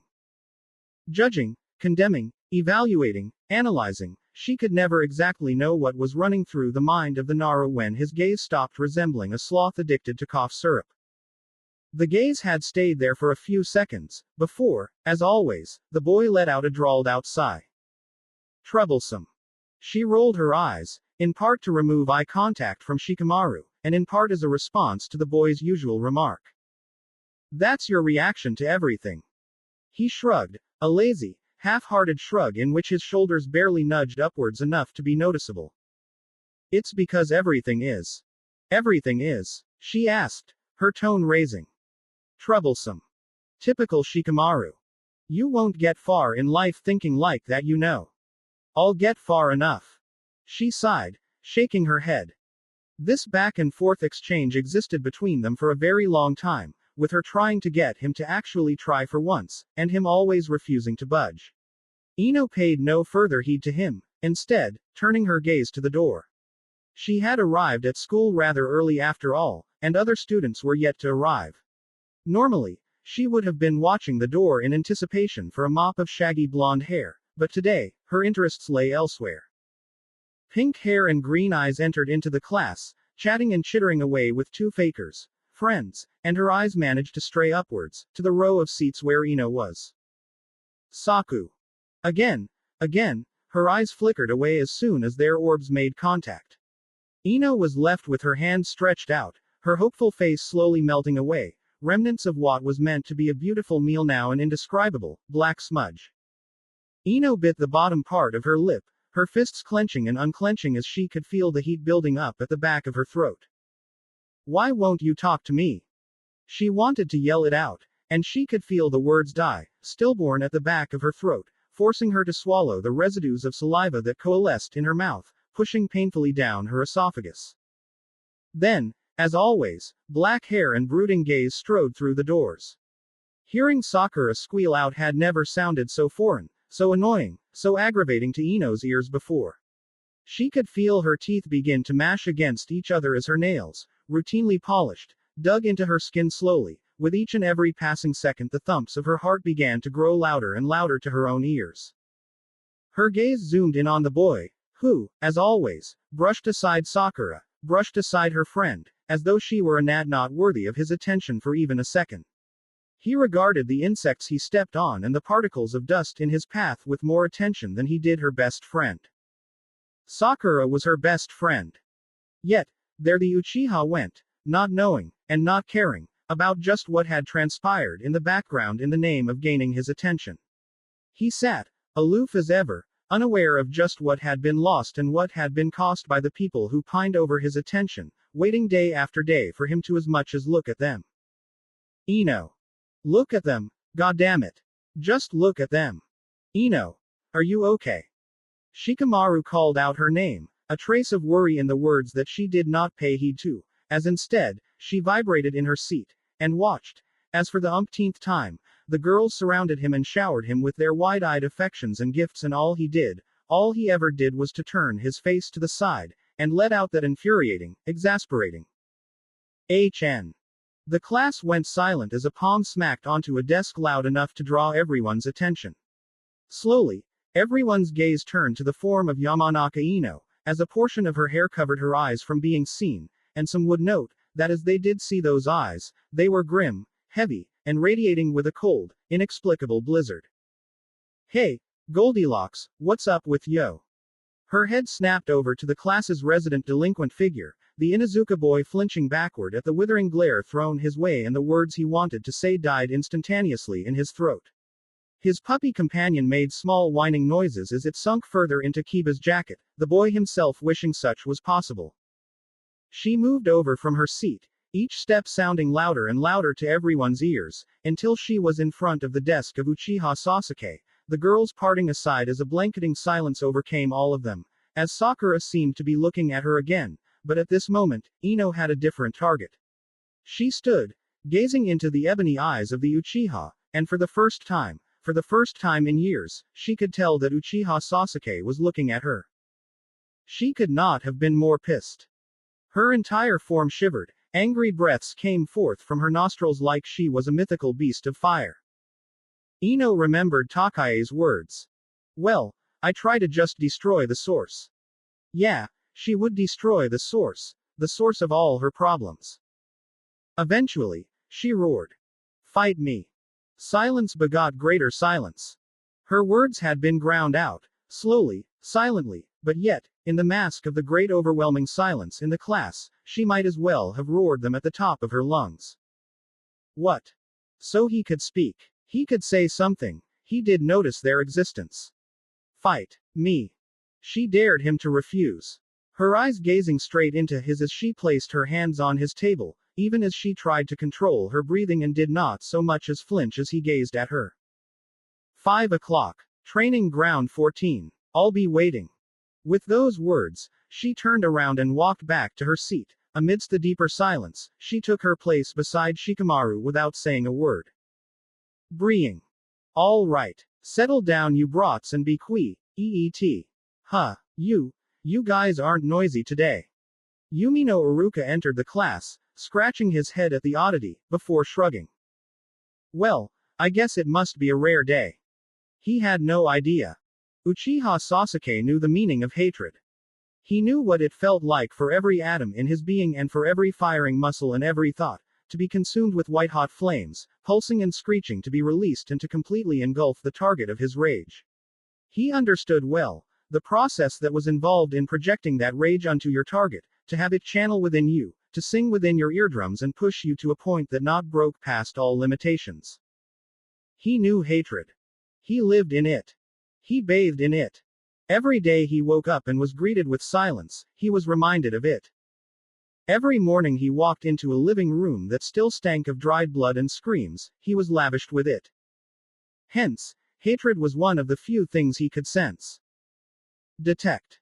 He had grown so accustomed to it, that he merely knew, when hatred was emitted in his general direction.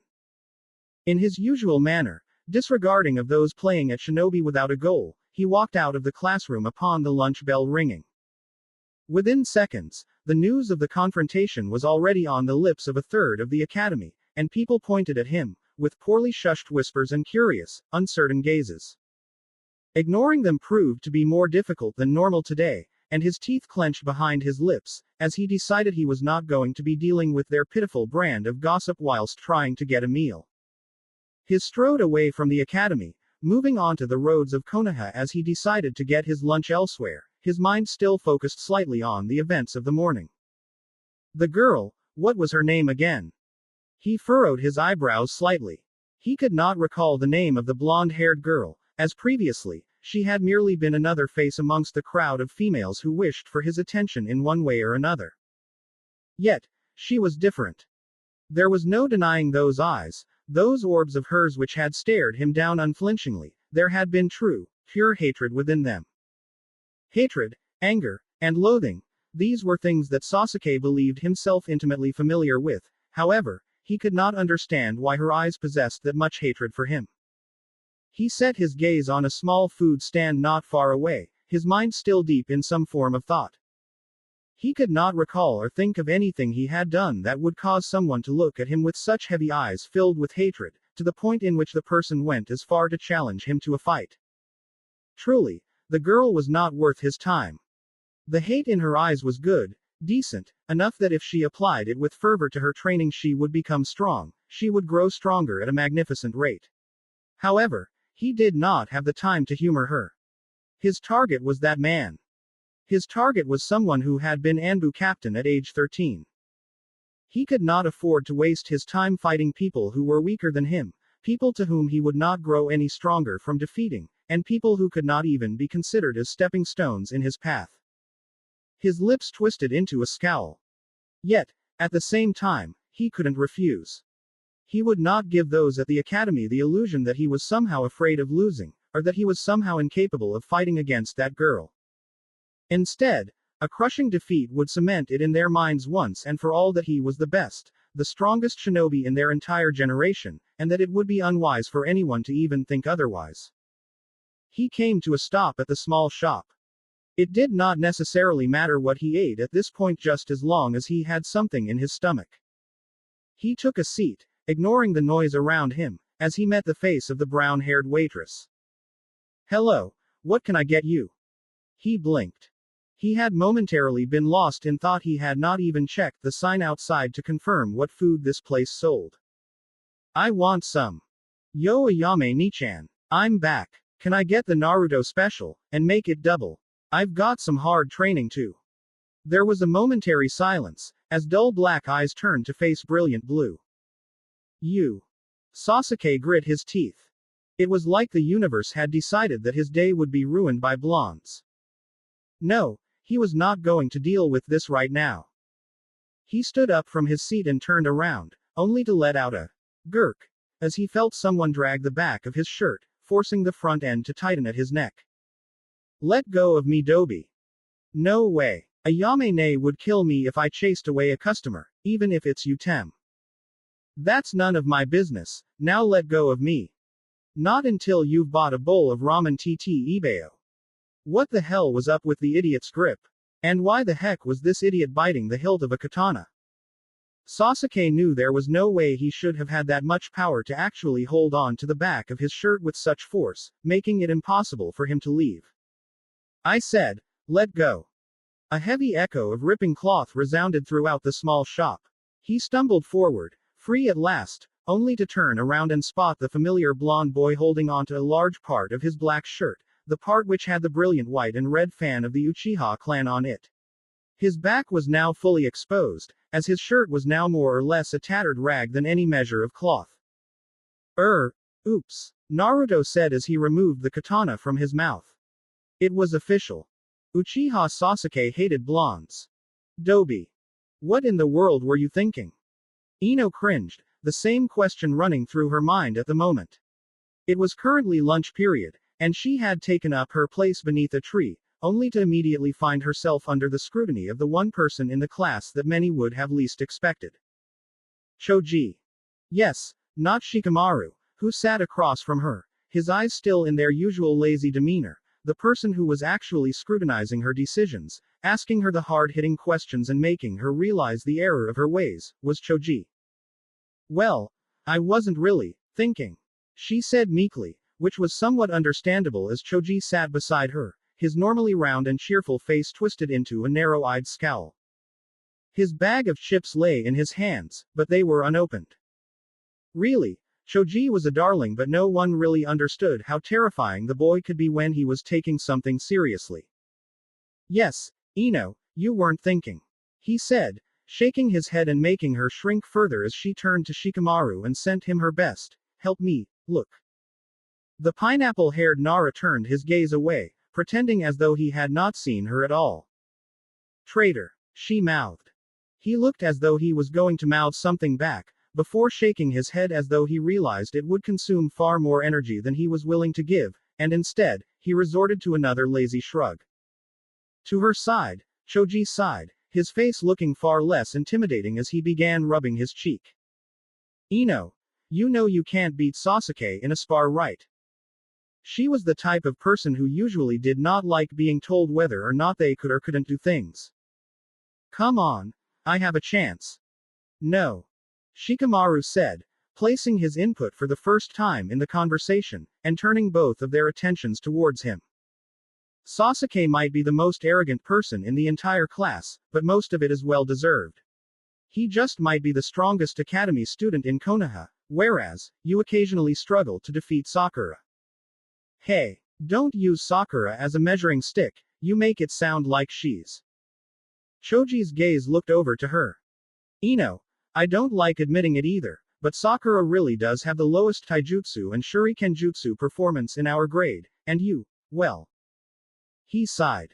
You struggle to beat her. I don't see how you can go up against Sasuke and win. Ino found herself biting her lower lip.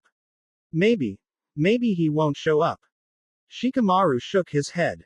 His pride won't allow it.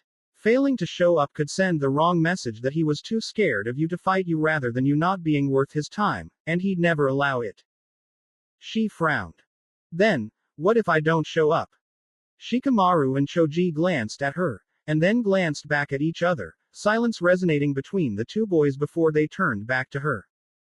It was at that moment that Ino realized the weird strength of the dynamic that was possessed by the two boys, in which they seemed to understand each other without so much as saying a single word. She was close to them, yes, that much was true, but a small part of her could not help but wish to have that same level of camaraderie that they had. To have that same level of companionship with someone. Choji was the one to begin. Ino, no one will easily forget the day you challenged Uchiha Sasuke to a spar and then chickened out. That much was true. She would not be able to hold her head high ever again without being reminded of the moment she had marched up to Uchiha Sasuke's seat, frightening Inuzuka Kiba with a glare as her own gaze met that of the Uchiha, and so brazenly challenged him. Warmth rapidly seeped into her face and cheeks as she recalled the entire scene. God, what in the world had I been thinking? Why did you listen to Takai of all people? You don't even know who he is. Choji's question echoed her own thoughts. She bit her lip. I was just angry. And annoyed. And maybe the lack of sleep played a part, but.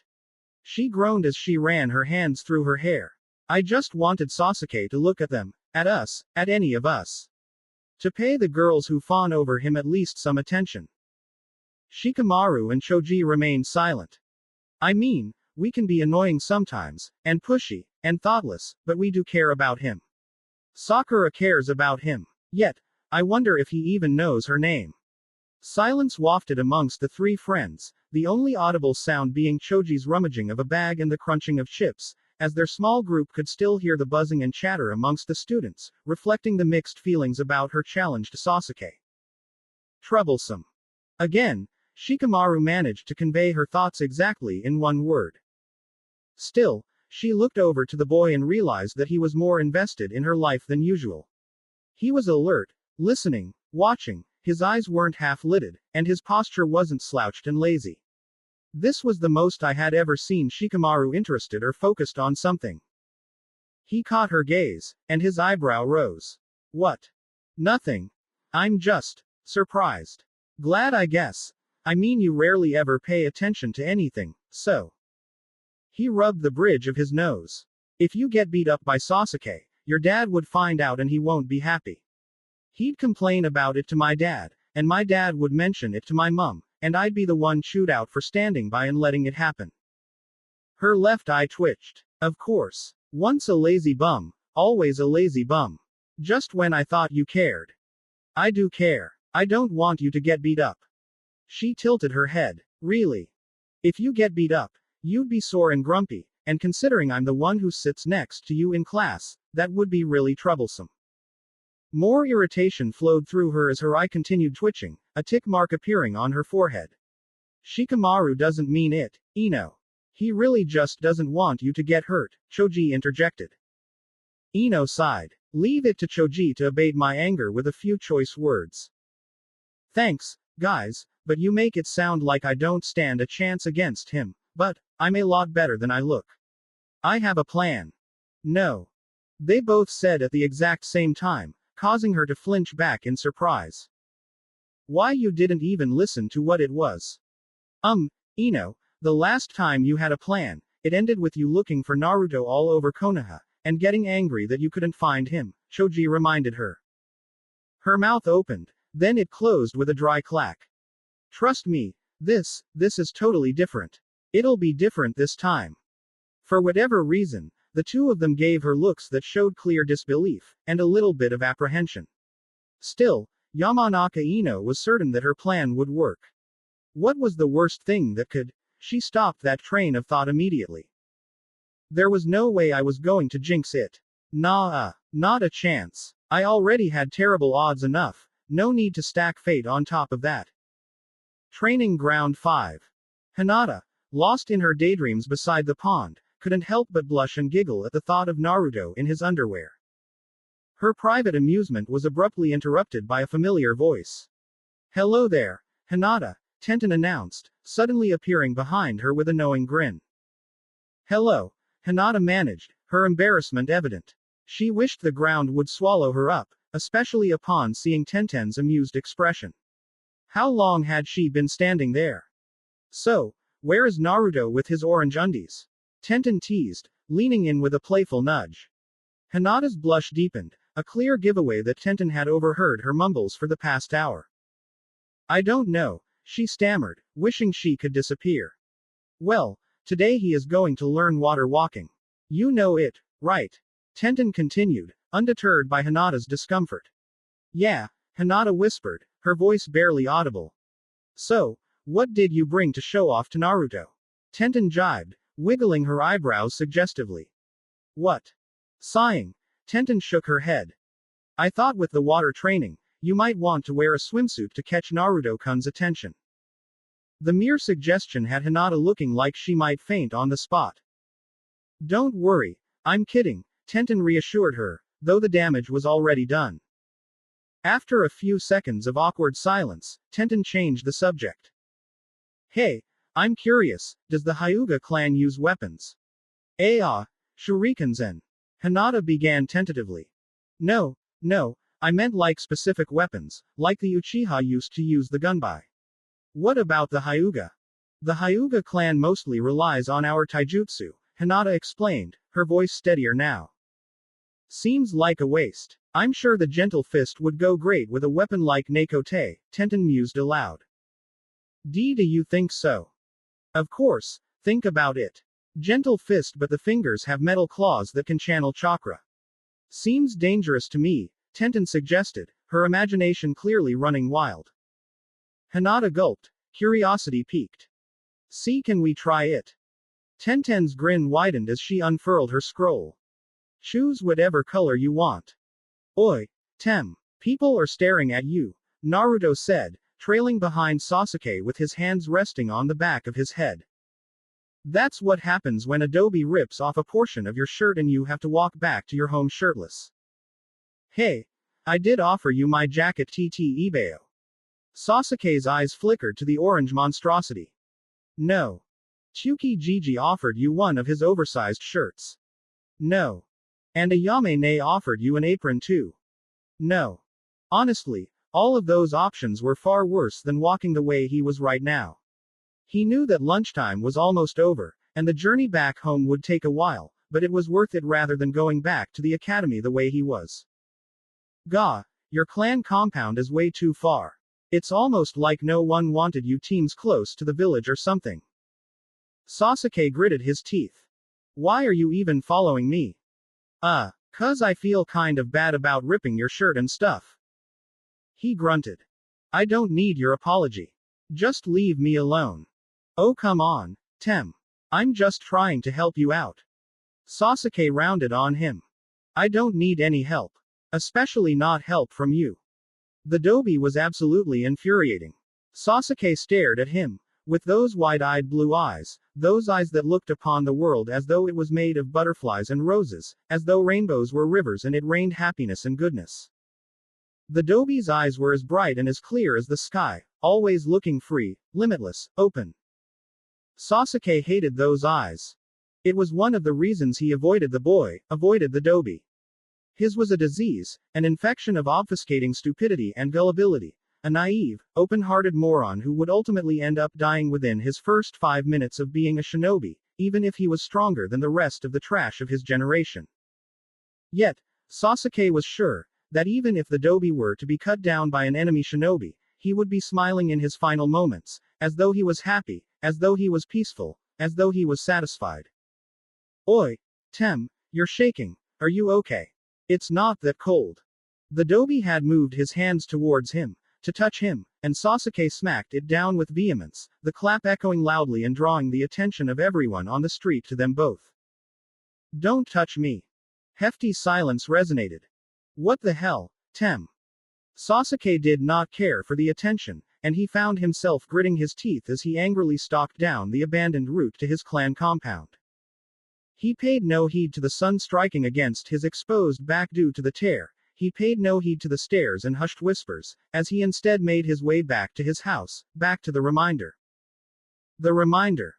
That was all it was to him. A reminder. His very home was a reaffirmation of the fact that the Dobi was a fool. A very reassertion as to the fact that you couldn't trust anyone, trust anything, that the world was a place of comedic sick cruelty and unjustly hilarious jokes. Oi Tem. Wait up. Sasuke clenched his teeth as hard as he could. The Dobi was still following him. Leave me the fuck alone, Dobi. He broke into a fast-paced dash, his top speed becoming a bit of a blur to anyone not at least mid-genin level. His torn shirt made wild, air-slapping ripples against the wind. His feet left the ground in a succession so rapid, it was as though they were levitating. There, he thought. There was no way the Dobi will catch up to me now. Tem. He was blindsided, a blur so rapid and fast that Sasuke barely even had time to register the fact that it was coming in his direction. The next thing he knew, he was tackled. Instinct worked immediately, as he thrust his feet out in an offensive-defensive maneuver, kicking away his attacker and gaining some distance from him. Ultimately, both boys stood across from each other, and Sasuke grit his teeth as he found himself slightly panting. Yet, across from him, the Dobi barely even looked winded. Oi Tem. What the hell is up with you? Sasuke stared at him, stared at his eyes, those same eyes, showing him compassion, showing him care. Earlier, when he had not known the boy as well, Sasuke had assumed that it was all faked. He had assumed that the laughs were a facade, that the smiles were forced, that the happiness and cheer was all an act. Why? Except it wasn't. Why? It wasn't. Those eyes, those sentiments, all of it, all of it. Why are you so happy? The declaration had sprung forth in a manner that made his own voice unrecognizable to his own ears.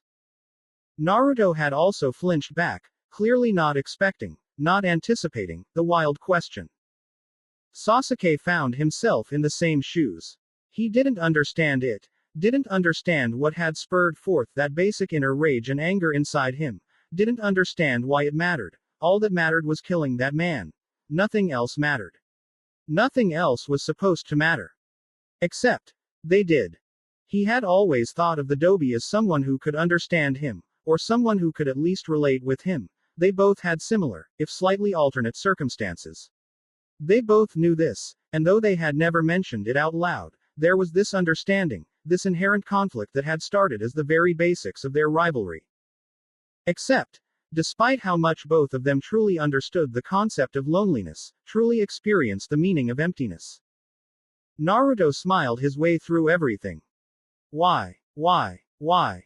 Because. The boy said, still smiling, still grinning, it beats the alternative. There was a relative amount of silence between the both of them.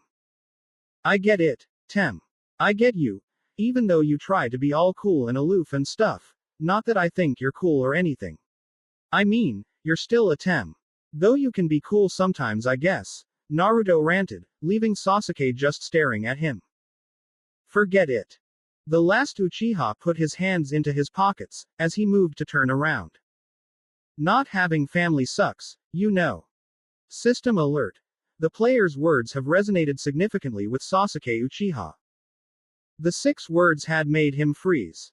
When you get something right, you don't have anyone to celebrate with you. When you fail at something or fall, there's no one there to tell you that you'll get it next time or help you up. When you fall sick, you have to stagger your way out of bed and treat yourself 'cause there's no one there to nurse you.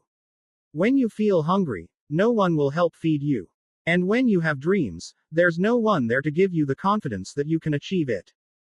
Sasuke's breath hitched slightly in his throat. He turned around, his eyes landing on the boy, as he noted, now, with a difference, those bright blue eyes had morphed, transformed even, to a shade a tad darker, a shade with far much more depth, a shade that seemed to analyze everything and anything, a shade that seemed to withhold no secrets, to disregard privacy, and to break down walls in the name of sentiment. These eyes, they were so happy, so happy. It beats the alternative. And all at once, they weren't. Yeah, Sasuke said, his voice a bitter whisper. It sucks. There was a rush of movement, and then, Sasuke blinked, as in a blur, the Dobi was in front of him, hand out, and a big, large smile. So Tem, Naruto said, grinning, let's be family. Path Quest Alert. Brotherhood Alliance. Description. The player has offered a Brotherhood Alliance to the elusive Sasuke Uchiha. The completion of this quest hinges on Sasuke Uchiha's decision. Objectives. Await Sasuke Uchiha's response to the Brotherhood Alliance offer. Potential rewards upon completion. Plus 500 reputation points with the Uchiha clan. Access to Sasuke Uchiha's skills. Opportunities for future collaborations with the Uchiha clan. Potential consequences of failure. Minus 200 reputation points with the Uchiha clan. Loss of potential benefits and collaborations with the Uchiha clan. Risk of rivalries or enmity with Sasuke and his allies. Player action required. Patiently wait for Sasuke Uchiha's decision and be prepared for any outcome. Silence. No. Quest update. Brotherhood Alliance. Status. Failed. Unfortunately, Sasuke Uchiha has declined the gamer's offer of a Brotherhood Alliance. Despite the gamer's best efforts to persuade him, Sasuke remains steadfast in his decision not to join forces. Consequences of failure. Minus 200 reputation points with the Uchiha clan. Loss of potential benefits and collaborations with the Uchiha clan. Risk of rivalries or enmity with Sasuke Uchiha and his allies. Ah, come on Tem. We were having a moment here. Moment's over. Let's be family. Not a chance in hell. We could be brothers. I'd rather die. As the conversation trailed off into absurdity, Sasuke turned to leave, finding himself unexpectedly at the entrance of the Uchiha clan compound. The memories of that day were as clear in his mind as if they had happened just moments ago. It seems like no matter how far I go, the past always catches up, he thought, but a sudden voice halted his departure. Let's fight and I'll beat my love into you, Tem. Alert. World Quest. Quest title. Round 2, Bitch. Description. Engage in a rematch with Sasuke Uchiha. Prove your skills and resolve in this intense one-on-one battle. Objective. Defeat Sasuke Uchiha in combat. Rewards. Fire Style.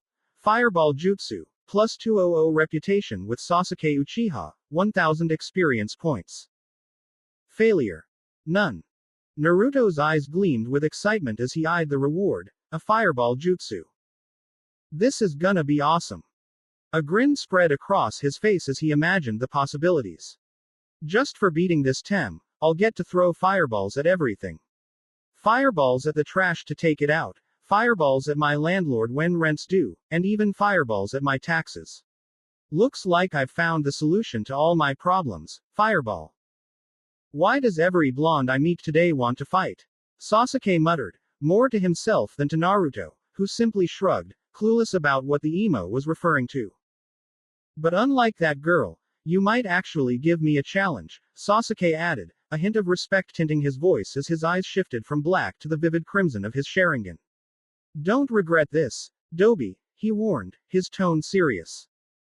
In an instant, Sasuke's arm flicked forward, releasing a dozen shurikens that spun viciously through the air towards Naruto. Unfazed, Naruto reached into his pouch and drew a single shuriken. With a precise, fluid motion, he threw it with a practiced flick of his wrist. The shuriken spun rapidly, its path meticulously calculated. As it flew, it clipped each of Sasuke's shurikens in turn. The impact altered their trajectories just enough, causing them to veer off course. Each shuriken from Sasuke's barrage missed Naruto by margins that seemed calculated down to the millimeter. That shuriken bukijutsu, Sasuke growled, his frustration evident. The ease and effortlessness with which Naruto had deflected his attack reminded him of Itachi's own prowess with shurikens. Sasuke's eyes ignited with the crimson glow of the Sharingan as he surged forward, his movements a blur that would leave even a seasoned Chunin envious. Yet Naruto's gaze remained sharp, his eyes tracking every swift motion with ease. As Sasuke closed in, Naruto took a calculated jab at him. Just inches from impact, Sasuke executed a swirling kata, spinning clockwise with a fluid, spiraling movement that was both defensive and gracefully offensive. As he completed his spin, he aimed a precise kick at Naruto's liver, his body coiled tight like a spring. But Naruto was quicker. His hand snapped down, blocking Sasuke's kick with an effortless parry. "You did it wrong, dumbass," Naruto chided, a smirk playing on his lips as he expelled a burst of chakra from his palm. The force of the chakra was like a cannon blast, hitting Sasuke squarely and sending him hurtling backward. Sasuke's body flew through the air, his limbs flailing helplessly as he crashed into the walls of the Uchiha compound. The impact echoed through the courtyard, dust billowing around his crumpled form like a cloud. As the dust settled, Sasuke lay among the debris, momentarily stunned by the powerful blow, his once poised and lethal form now limp and disheveled like a discarded rag doll. Sasuke leapt to his feet, swiftly forming a series of hand signs as he drew a deep breath. He filled his lungs with air and concentrated his chakra, mixing it with the breath he held. Focusing fire chakra between his pointer finger and thumb, he formed a small circle in front of his mouth. As he expelled the chakra-laden air through the circle, like blowing a bubble, it transformed into a blazing fireball that shot towards Naruto at high speed. The fireball hit with a resounding boom, erupting upon impact where Naruto had just been standing. Flames engulfed the area, charring the grass and scorching the earth, leaving a blackened circle in the aftermath of the explosion. From a safe distance to the right, Naruto's voice rang out, "I don't think I can use this fireball on my taxes." He watched the smoldering ground where the fireball had struck, a wry smile on his face. Substitution jutsu, Sasuke muttered under his breath, clicking his tongue in annoyance. "I really want to try that next, so I'm going to have to finish this fight," Naruto declared, clapping his fist into his palm. "You think you're faster than my eyes?" Sasuke retorted skeptically.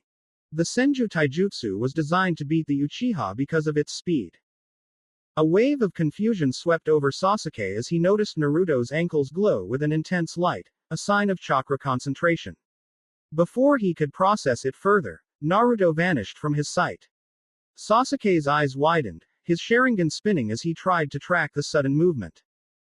In an instant, Naruto reappeared directly in front of him. Sasuke only had a moment to see Naruto's determined blue eyes before he felt an immense force strike his face.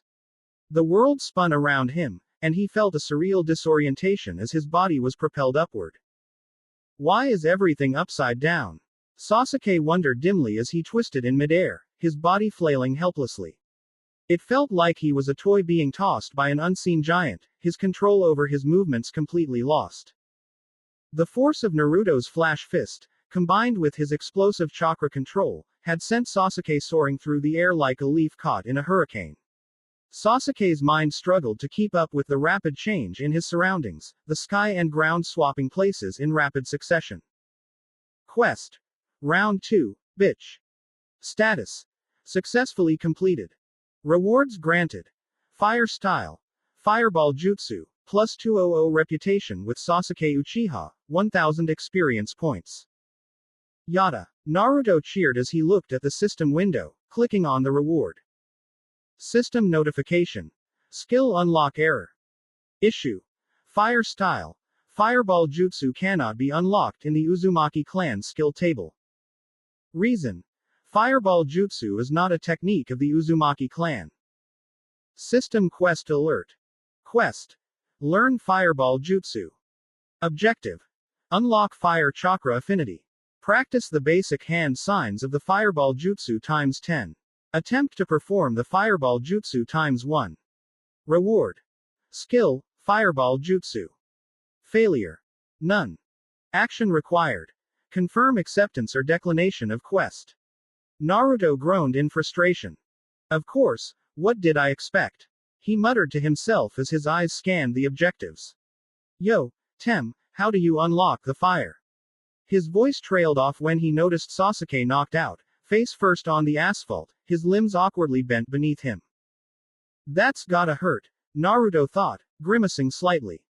With a cautious motion, Naruto nudged Sasuke with his foot. You alive, Tem? He asked. Hearing a faint breath, Naruto sighed in relief. Good, I'm just gonna place this here, he said, setting a cup of ramen beside Sasuke's unconscious form before darting away from the Uchiha compound.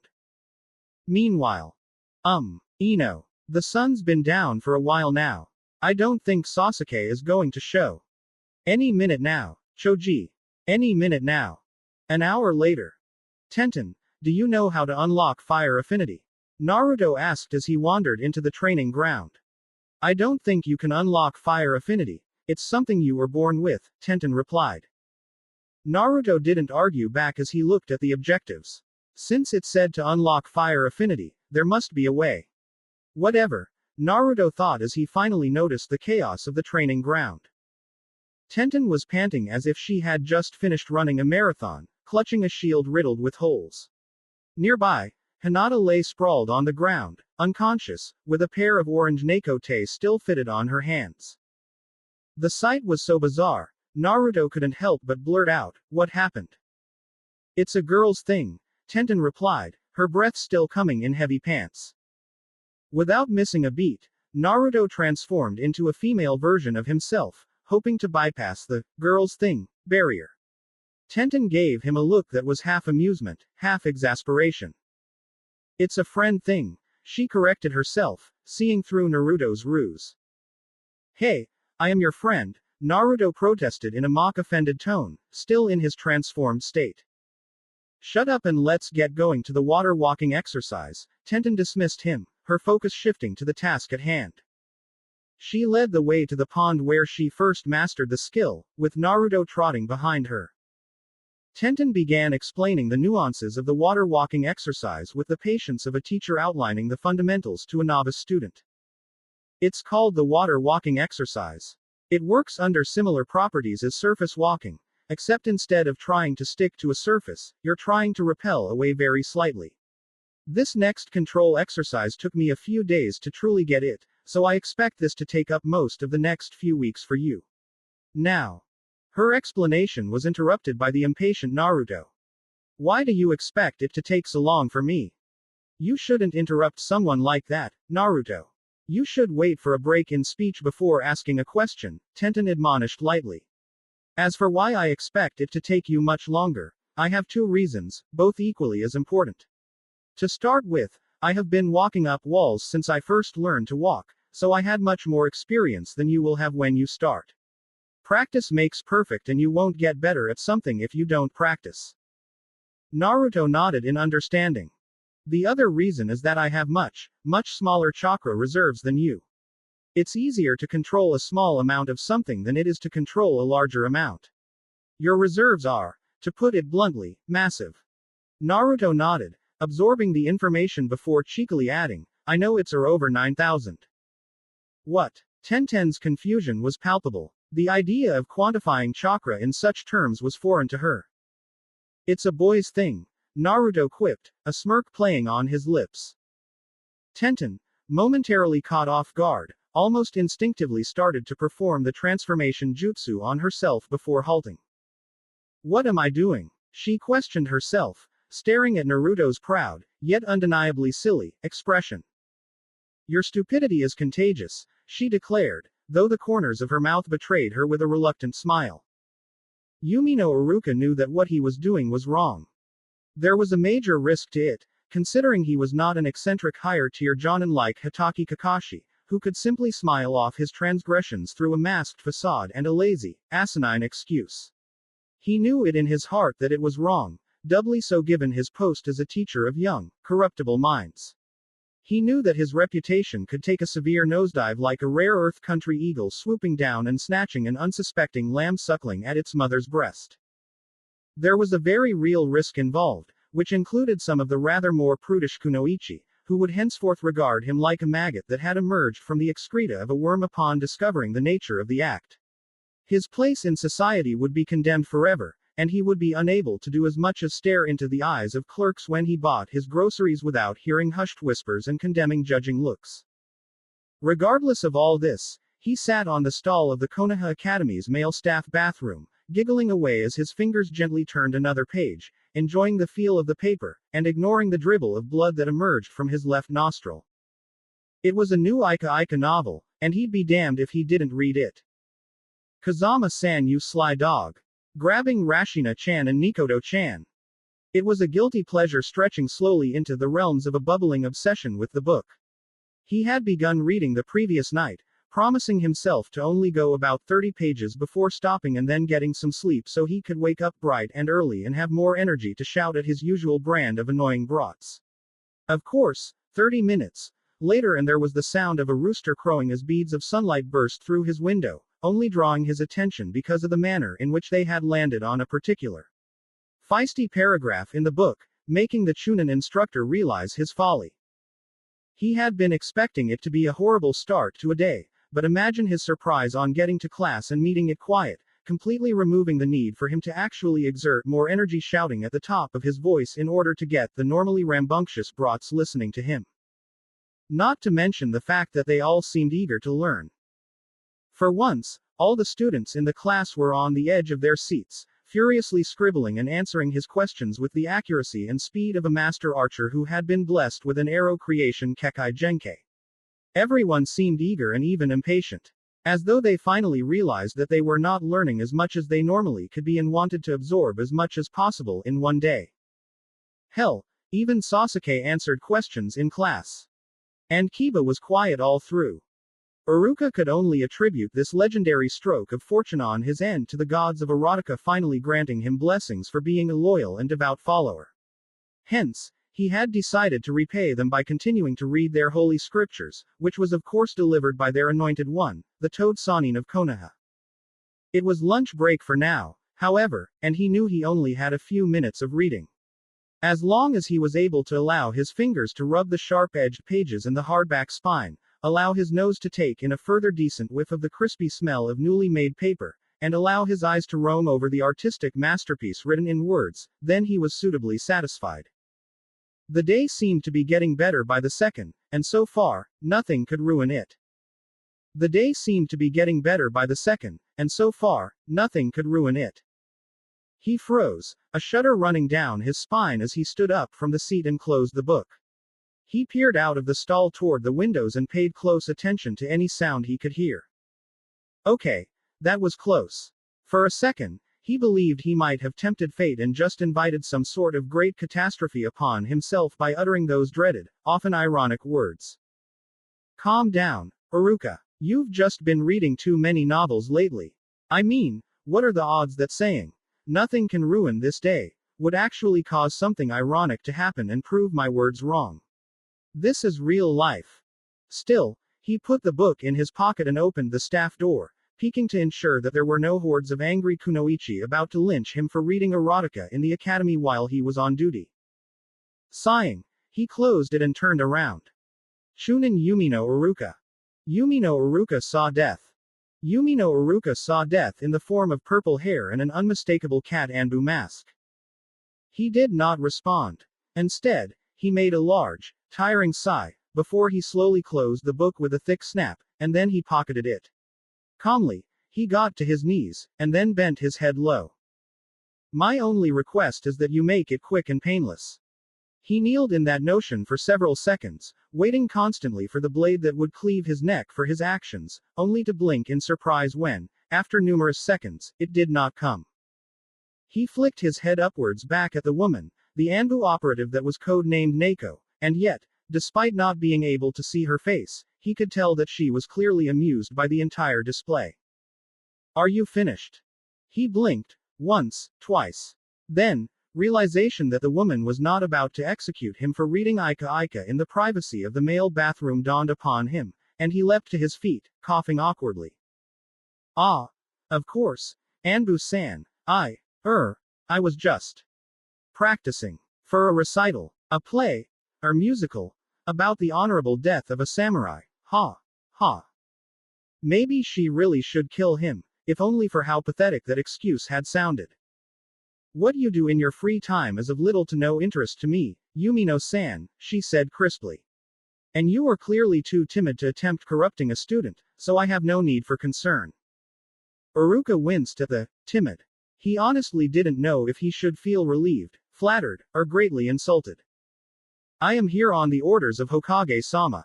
Yamanaka Inoichi believes that someone could have been tampering with the students' records, scores, and exams. Most particularly in the case of bias against the student, Uzumaki Naruto.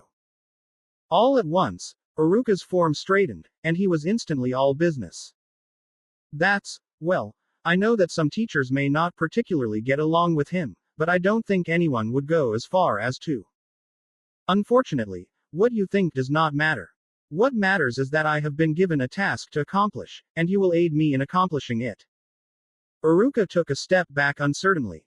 He knew that the Anbu weren't exactly the most friendly of individuals, considering the lives they lived, which included witnessing and committing gruesome acts of murder, assassinations, and sometimes, even genocides. Still, he felt that the woman was just a tad bit rude. Hokage-sama requested that I meet you, and stressed the importance of discretion in this task. You are to gather every test script, every record, every paper or document in relation to Uzumaki Naruto and his classmates, and you are to hand it over to me without drawing attention to yourself, she said in one quick, brisk, and formal breath. Are you up to the task? Uruka's nose rumpled up. All at once, the reason as to why the woman had decided to ambush him in the male bathroom made much more sense. Still, he found himself confused, wondering why there was need for all the secrecy. It was just a couple of assignments and exam scripts, not documents detailing all the concubinatus possessed by the daimyo's wife. I don't get it. Why all the mystery? Because this mission is technically classified. Uruka scowled. Classified.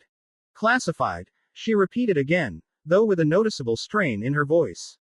This is why I do not quite get along with shinobi in administrative positions. Years spent in an unchanging environment ultimately dulls your skills. Excuse me.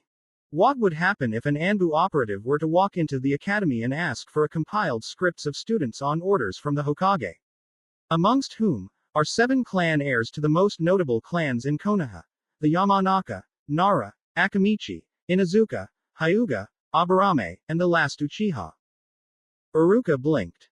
A reason for this would be demanded, and if the reason is given as an investigation, the question will be asked as to what is the purpose of the investigation, which will bring into the light the matter of a suspected bias of a teacher against a student, and therefore suggest the possibility of foul play in the administration of the Konoha Shinobi Academy.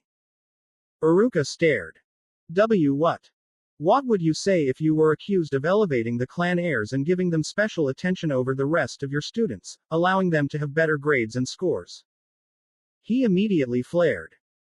That's preposterous. I would never do anything like that. I am aware of that, she stated. However, the civilian populace is not. In their perspective, if one teacher is capable of letting his own personal bias influence him enough to sabotage a student, who is to say, all of them aren't? He swallowed dryly. I hadn't thought about it. The Anbu shook her head. Of course you had not. It is not your job to consider the details and delicacies of the Konohan socio-political system. You're just a chunin. Never in his entire life, in all his years, had Uruka ever felt his rank feel so inadequate. Now, I ask you again, are you up to the task?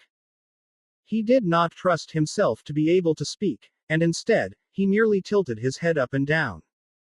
Good. After the classes are done for the day, I expect the files to be compiled and ready for collection. She had vanished in a swirl of leaves that left Iruka standing, in a daze, as he brought up his left hand, and he ran it through his hair. Just a chunin. The 3 words pierced at him with a form of raging heat, and indescribable cold, as though someone had run him through an iceberg that was tipped with magma. Idly, his gaze flicked over to the Ika Ika book on the ground, and then, he stared into his hand. The loud echo of the bell broke through the entire academy, and slowly, mechanically, like a machine unhinged, a wound-up toy unleashed, Yumi no Iruka turned around and walked out of the bathroom. A brand new, crisp clean, hardcover novel lay abandoned on the pristine white floor. Naruto, disguised as Tenten, found himself in the peculiar position of walking a tiny Japanese chindog through the park. Come on, you little bastard, or I'll punt you. The dog decided that moment was perfect for a bathroom break, right on Naruto's pants. Naruto's eyes widened in disbelief, and for a split second, he contemplated sending the tiny canine into orbit using his failed. He stopped. I need a new name for this. Failed chakra control technique. Sounds lame. Let's go with chakra explosion technique. Nah, chakra propulsion. No. Naruto's thoughts on naming his unique application of chakra control were cut short by the sound of the system notification. Alert. World quest generated. Due to the close reputation between Yumi no Iruka and player Naruto, a new quest has arisen from Iruka's current existential crisis. Alert. World quest. Quest title. Iruka's Cheer Up Mission. Objective. Yumi no Iruka is going through a tough time. As someone with a close bond to Iruka, your mission is to cheer him up. This can be achieved through thoughtful gestures, spending quality time, or providing meaningful assistance to lighten his burdens. Rewards. 200 reputation with Iruka. A lesson. Failure. Iruka gains the status depression. Action required. Acceptance or declination of quest. Yada. He exclaimed, startling the dog, which scampered back a few steps, its eyes wide. With a grin that stretched ear to ear, Naruto hurriedly returned the dog to its owner, barely containing his joy at having found the perfect excuse to ditch the dog. The mission was over, and Naruto couldn't have been happier to leave the little bastard behind. The sun was high, yet Konohagakure no Sato was clouded over by the remnants of morning fog. The air was cool, providing a relief to Iruka's body. The sky remained a brief dark blue, the birds seemed subdued, and the insects were silent. The training ground was desolate. A rhythm began with the sound of labored breaths, not the kind expected during the more sensitive activities of the night, but rather, the kind that one might find emanating from men fleeing for their lives, running as if chased by demons metamorphosed from cheetahs and hot on their tails. Grunts of exertion followed in the same manner. The sounds echoed dryly into the morning air, to the extent that one could be forgiven for assuming a vengeful spirit had risen, intent on haunting the location with all the subtlety of a scorned lover plotting a swift comeuppance. The man in question allowed himself a brief sigh, a quick reprieve, before he rose, stretching his arms as far back as he could. It wasn't easy, he noted. It was not as easy as Iruka had thought. That, perhaps, was the strangest paradox. He knew it was not easy, yet he had calculated that the difficulty, no matter how vast, would still be surmountable. Lifting a horse onto your shoulder and tossing it into a bath was not easy, yet he had been prepared for the difficult task of lifting, for the weight, and for the determination required to painstakingly put one foot in front of the other as he approached his destination and unleashed the equine into the water. However, he had not been prepared for the creature to resist all the way, to squirm, to fight back, and to extend its rear and deliver hooved kicks into his skull. It had only been a day, and he knew there could be no immediate results. Still, he had expected, or at least anticipated, that he would have been able to lift the horse and take his first step. Instead, he had barely been able to make the horse budge. The analogy of the horse was quite apt, he noted with a sigh, one filled with bitter merriment. The taste of acrid fruit and soured lactate stained his palate. Maybe if he utilized more analogies, his students would be more inclined to listen to him in class. Or perhaps, would that instead put them to sleep? Would they stare at him like he had grown 2 heads, the second of which was a cross between an aged monk and a pubescent teen? Perhaps, he thought, This was a bad idea. It was unlike him to get riled up so strongly, to grit his teeth and squeeze his fists, and then declare that he was going to become stronger. It was unlike him to find himself completely discontent with his peaceful life as a teacher, imparting knowledge to the cheerful students who wished to become legends in their own rights. The world needed teachers. It was a necessity. Teachers built up foundations, continued traditions, passed down legacies, and ensured that their students would survive and, most importantly, thrive. He had always wanted to be a teacher, and he had achieved that goal. Then came the next question. Now, what? Iruka had never felt the need to ask himself that question before. He was perfectly content, perfectly fine with his post, his role as an instructor to young, gentle, fragile minds and hearts of young innocent children. A task he would continue to do, until perhaps one day he might open a larger academy and become a principal. Just a chunin. Then he remembered those words, and his dream fell flat. His ambition became empty, shallow. He could not hate the woman, the Anbu, for he knew the type of lives they lived. He knew that they had seen horrors and committed unspeakable acts to ensure that people like him could live comfortable lives out of general risk. The statistics did not lie. Most shinobi in administrative positions tended to live, on average, at least 3 times longer than shinobi in the active field. Some of them even got to retire. Only 4 out of 10 shinobi actually lived long enough to see retirement, and of those 4, 3 of them were likely to have been in administrative positions. The man shook his head, staring at his sweat-drenched form, resisting the urge to laugh at doing something so ridiculous. That Anbu had lit a powerful spark within him, one which was still burning. The first thing he had thought of doing was to rush out and train, and then become a jonin, just to disprove the woman out of spite. Except, he knew that he wasn't jonin material. Jonin were the cream of the crop, the best the village had to offer. Most of them either were heroes or experts in one specific art or another, and some of them had gone above and beyond to be considered S-class. In contrast, he was pitiful. Slightly above average chakra reserves, average handseal speed, average genjutsu skills, average taijutsu skills, average ninjutsu skills, average everything. He was the very definition of what a jonin was not. There was no magic he was going to use to suddenly find himself standing at the top with the likes of Hitaki Kakashi and Maida Guy. The question, of course, was did he even want to stand amongst them? He shook his head and sighed. It was a fun thought, entertaining the idea at the time, but of course, there was no way anything close to that would ever happen. Iruka-sensei. Iruka blinked, his mind drawn from his musings as his eyes flickered over to a familiar blonde-haired form. It was a form that he had not seen for weeks, and a form that he had often queried the Hokage on, only to receive often vague confirmations about the boy's whereabouts and activities. Naruto. The boy's face scrunched up as he stared at him. You stink, Iruka-sensei. You really need a bath. Iruka's left eye could only twitch ever so lightly. He wanted to immediately raise his voice, demand questions, ask where the boy had been and what he had been doing, and chastise him for that being the first thing that had come out of his mouth after not seeing him for a long time. Instead, he sighed. Sure. The boy blinked, his eyes immediately going wide. Huh. Iruka scratched the back of his head.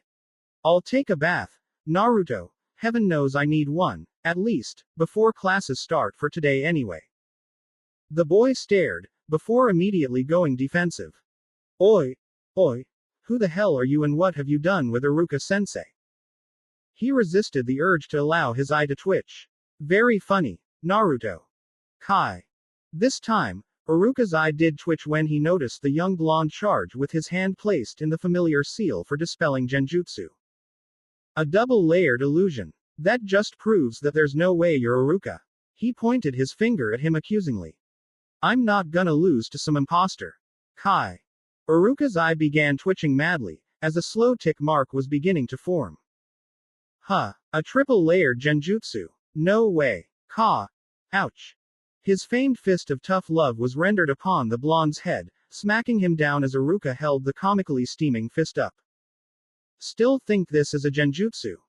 Iruka watched as Naruto turned over from his position on the ground, a large fulfilled smile on his face. Ah. There you are, Iruka-sensei. Hey, did you know that there's a guy going around transformed as you? His eye continued twitching. Oh. Yeah. Naruto sprang up to his feet in one motion. I mean, he looked like you and all, but he kinda got your face all wrong. My face? Huh. Yup. The guy was all scowls and broody and kinda emo-ish. Like Tem, but constipated. Uruka's tick mark returned in full measure. So I knew he couldn't be you. I mean, Uruka-sensei is the coolest, kindest, most awesomeest teacher I know. Nothing ever gets him down. Uruka could not help the manner in which his annoyance deflated.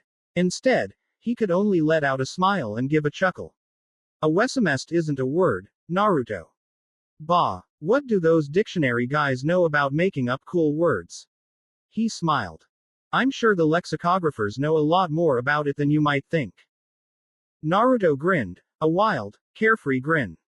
See, only Uruka-sensei would know about awesome words, or know that awesomest isn't a word, or know about lexicographers. Lexicographers. He corrected automatically. Naruto shook his head. See, you're cool, Uruka-sensei. Uruka could only let out a brief chuckle at his student. As flattered as I am, Naruto, I'm afraid most of what I know is general knowledge. There are jonin who know much more than I do. Naruto pouted, putting his hands lazily behind his head. I don't see any jonin spending 7 hours a day to teach us anything they know. Uruka blinked. Was it coincidence that Naruto's topic had strayed into an area that his mind had recently been contemplating? Of course, it was. What else could it be? Still, Uruka engaged in his lecture tone. They can't, Naruto. Jonin are the elite shinobi of the village, and they are needed in the field, carrying out important missions in which they risk their lives and well-being for the good of the village. I know all that, Naruto whined. It's just, they're this super awesome elite ninja type that everyone wants to be. You think they could spend a day out of their free time and stuff to just branch the academy and teach us something? Teach us anything. Uruka's mouth opened, and then it closed. There are reasons why I don't think that would be possible. Naruto quirked a disbelieving eyebrow. Well, Uruka placed his hand on his chin. Once you graduate, you'll be assigned to a jonin sensei, and they will handle your training. Doesn't that mean that teaching us stuff while we're still in the academy would kinda make their jobs easier for them in the long run? I mean, we'd already know each other and have a grasp of some of the more complex stuff and all. Uruka found that to be somewhat true. Most of what they could teach you would be rather advanced for people in your age and level, Naruto. Which would be way better. Naruto yelled, his hands going up into the air. I've been reading Gigi's books, and there was some stuff in there about elemental natures, and how each person has a distinctive nature, and how it takes years to master them. Just think about how much cooler and stronger we would all be if we started learning at the academy. And what? Let impressionable young children gain access to giant fireballs, tsunamis, and hurricanes. That would have been his response, except, well, it wasn't like that wasn't supposed to be the case anyway. Kind and caring he may be, but naive he was not. Would it not be better to let them have access to these powers early? To teach them the value of responsibility more firmly? What if a child accidentally shot a fireball at another child and caused grievous harm? On one hand, both the assaulting party and the receiving party would learn a very valuable lesson about the potential danger inherent in the power and chakra they possessed, and on the other hand, once word got out to civilians, they might be wary of sending their children to a place where they could be grievously harmed or killed. Or, the children in question would be allured by the realization that there were people their age with that kind of power. All I'm saying, Uruka-sensei, Naruto began, scratching the back of his head, is that all we learn is what you guys teach us. And if you taught us, well, if you really taught us, not just boring us to death with old stuff written in books or making us memorize stuff that we'll never really need. Naruto shrugged. We'd be awesome. The gears in Uruka's brain churned, as though it had been an old rusty engine which had recently been firmly cleaned and lubricated. The Konoha Shinobi Academy teaching syllabus had not changed too much since the era of the second Hokage. The only major difference had been the restriction of the graduating age, to allay fears of any more child geniuses going berserk from the pressures of the shinobi lifestyle, but that was it. They taught the same subjects, the same routines, implemented the same drills and the same practices. This routine of teaching had grown so monotonous that most of the teachers and students alike considered them a chore. They considered the Shinobi Academy a waste of time. Iruka could feel his heart thumping heavily in his chest. He could never be a Jonin. Sure, he could manage to make his way to special Jonin class, and then what? Where would his satisfaction be attained? From going on harder, more dangerous missions. From the better paycheck. From the sense of adventure. Money was not an issue. Danger was not his calling. Adventure was not his dream. Oh no. He would never be a Jonin. Instead, he was a teacher. What if he had been looking at it the wrong way? What if, instead of wanting to become more in the sense of accomplishment, did not mean a promotion? What if it meant, he became a better teacher? To teach, to implement knowledge and understanding and tactics, to have his students possess sharp wits, sharper skills, and the sharpest of minds and blades. So sharp, that upon graduation, their Jonin instructors would gaze upon their skills, mouth agape in astonishment, as the bewildered question escaped their lips. Who the hell taught you that? Their answers. Yumi no fucking Iruka, that's who. And when the lips of Jonin sang songs of a mysterious teacher who went above and beyond with their students, and said students went on to excel above and beyond, carrying the lessons of their mentors, of their sensei. He would not even need to find the woman who had scorned him, as she stared in confusion at how a mere teacher was more respected than she. He would smile and say, "Of course you wouldn't understand. You're just an Anbu." Iruka let out an excited breath. "Thank you, Naruto." The blonde in question blinked owlishly. You're welcome. I guess, for whatever awesome cool stuff I did that you're thanking me for." He rubbed his hand through the blonde boy's hair, a deep smile on his face. "You helped me realize something. And, I think you may have helped a lot more people than you realize as well." Naruto grinned. "Helping people is fun." Iruka's smile grew wilder. "Yes it is, Naruto." The image of a classroom full of rambunctious people filled his mind, and the image of these people smiling came right after. "It really is." Quest completion. Iruka's cheer-up mission. Status. Successfully completed. Rewards granted. Plus 200 reputation with Iruka. Player Naruto's reputation status with Yumi no Iruka has evolved from friendly to honored. A lesson. The reward lesson is a benefit that player Naruto can request from Iruka, who will utilize all available resources to assist the player. Naruto smiled as he noticed Iruka, who seemed lost in thought. "Iruka-sensei, I need your help." The man immediately set aside his concerns, giving Naruto his full attention. "What do you need, Naruto?" "Sensei, how can I unlock fire affinity?" Iruka frowned, unsure how to explain. "Naruto, a chakra nature affinity can't be unlocked. Everyone is born with a unique affinity for an element," he explained, watching as Naruto's shoulders slumped and he dropped to his knees. "God damn it, I can't learn the fireball jutsu. So much for beating that Tem to get that reward. You fought Sasuke." "Yeah, I won, by the way." "And he gave you the fireball jutsu," Iruka repeated, trying to understand. "Kinda," Naruto replied, his voice low. "Naruto, you can use fire jutsu without a fire affinity," Iruka stated, trying to lift his spirits. Iruka's brow furrowed with concern. "Naruto, what do you mean, Let me show you." Naruto's pav. I stood by the lake's edge, watching Iruka-sensei prepare to demonstrate something I thought was impossible for me. The evening air was cool against my skin, the surface of the lake smooth, reflecting the fading light. Iruka took a deep breath, his hands moving through seals with practiced ease. A sense of anticipation tingled through me. As he completed the final seal, he exhaled sharply.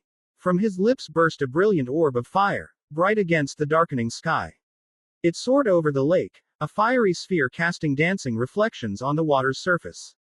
The fireball illuminated everything around us with a warm, orange glow, and the heat from it brushed against my face, even from a distance. Mesmerized, I watched the fireball travel in an arc before it finally dissipated into sparks that fizzled out like tiny stars returning to the sky.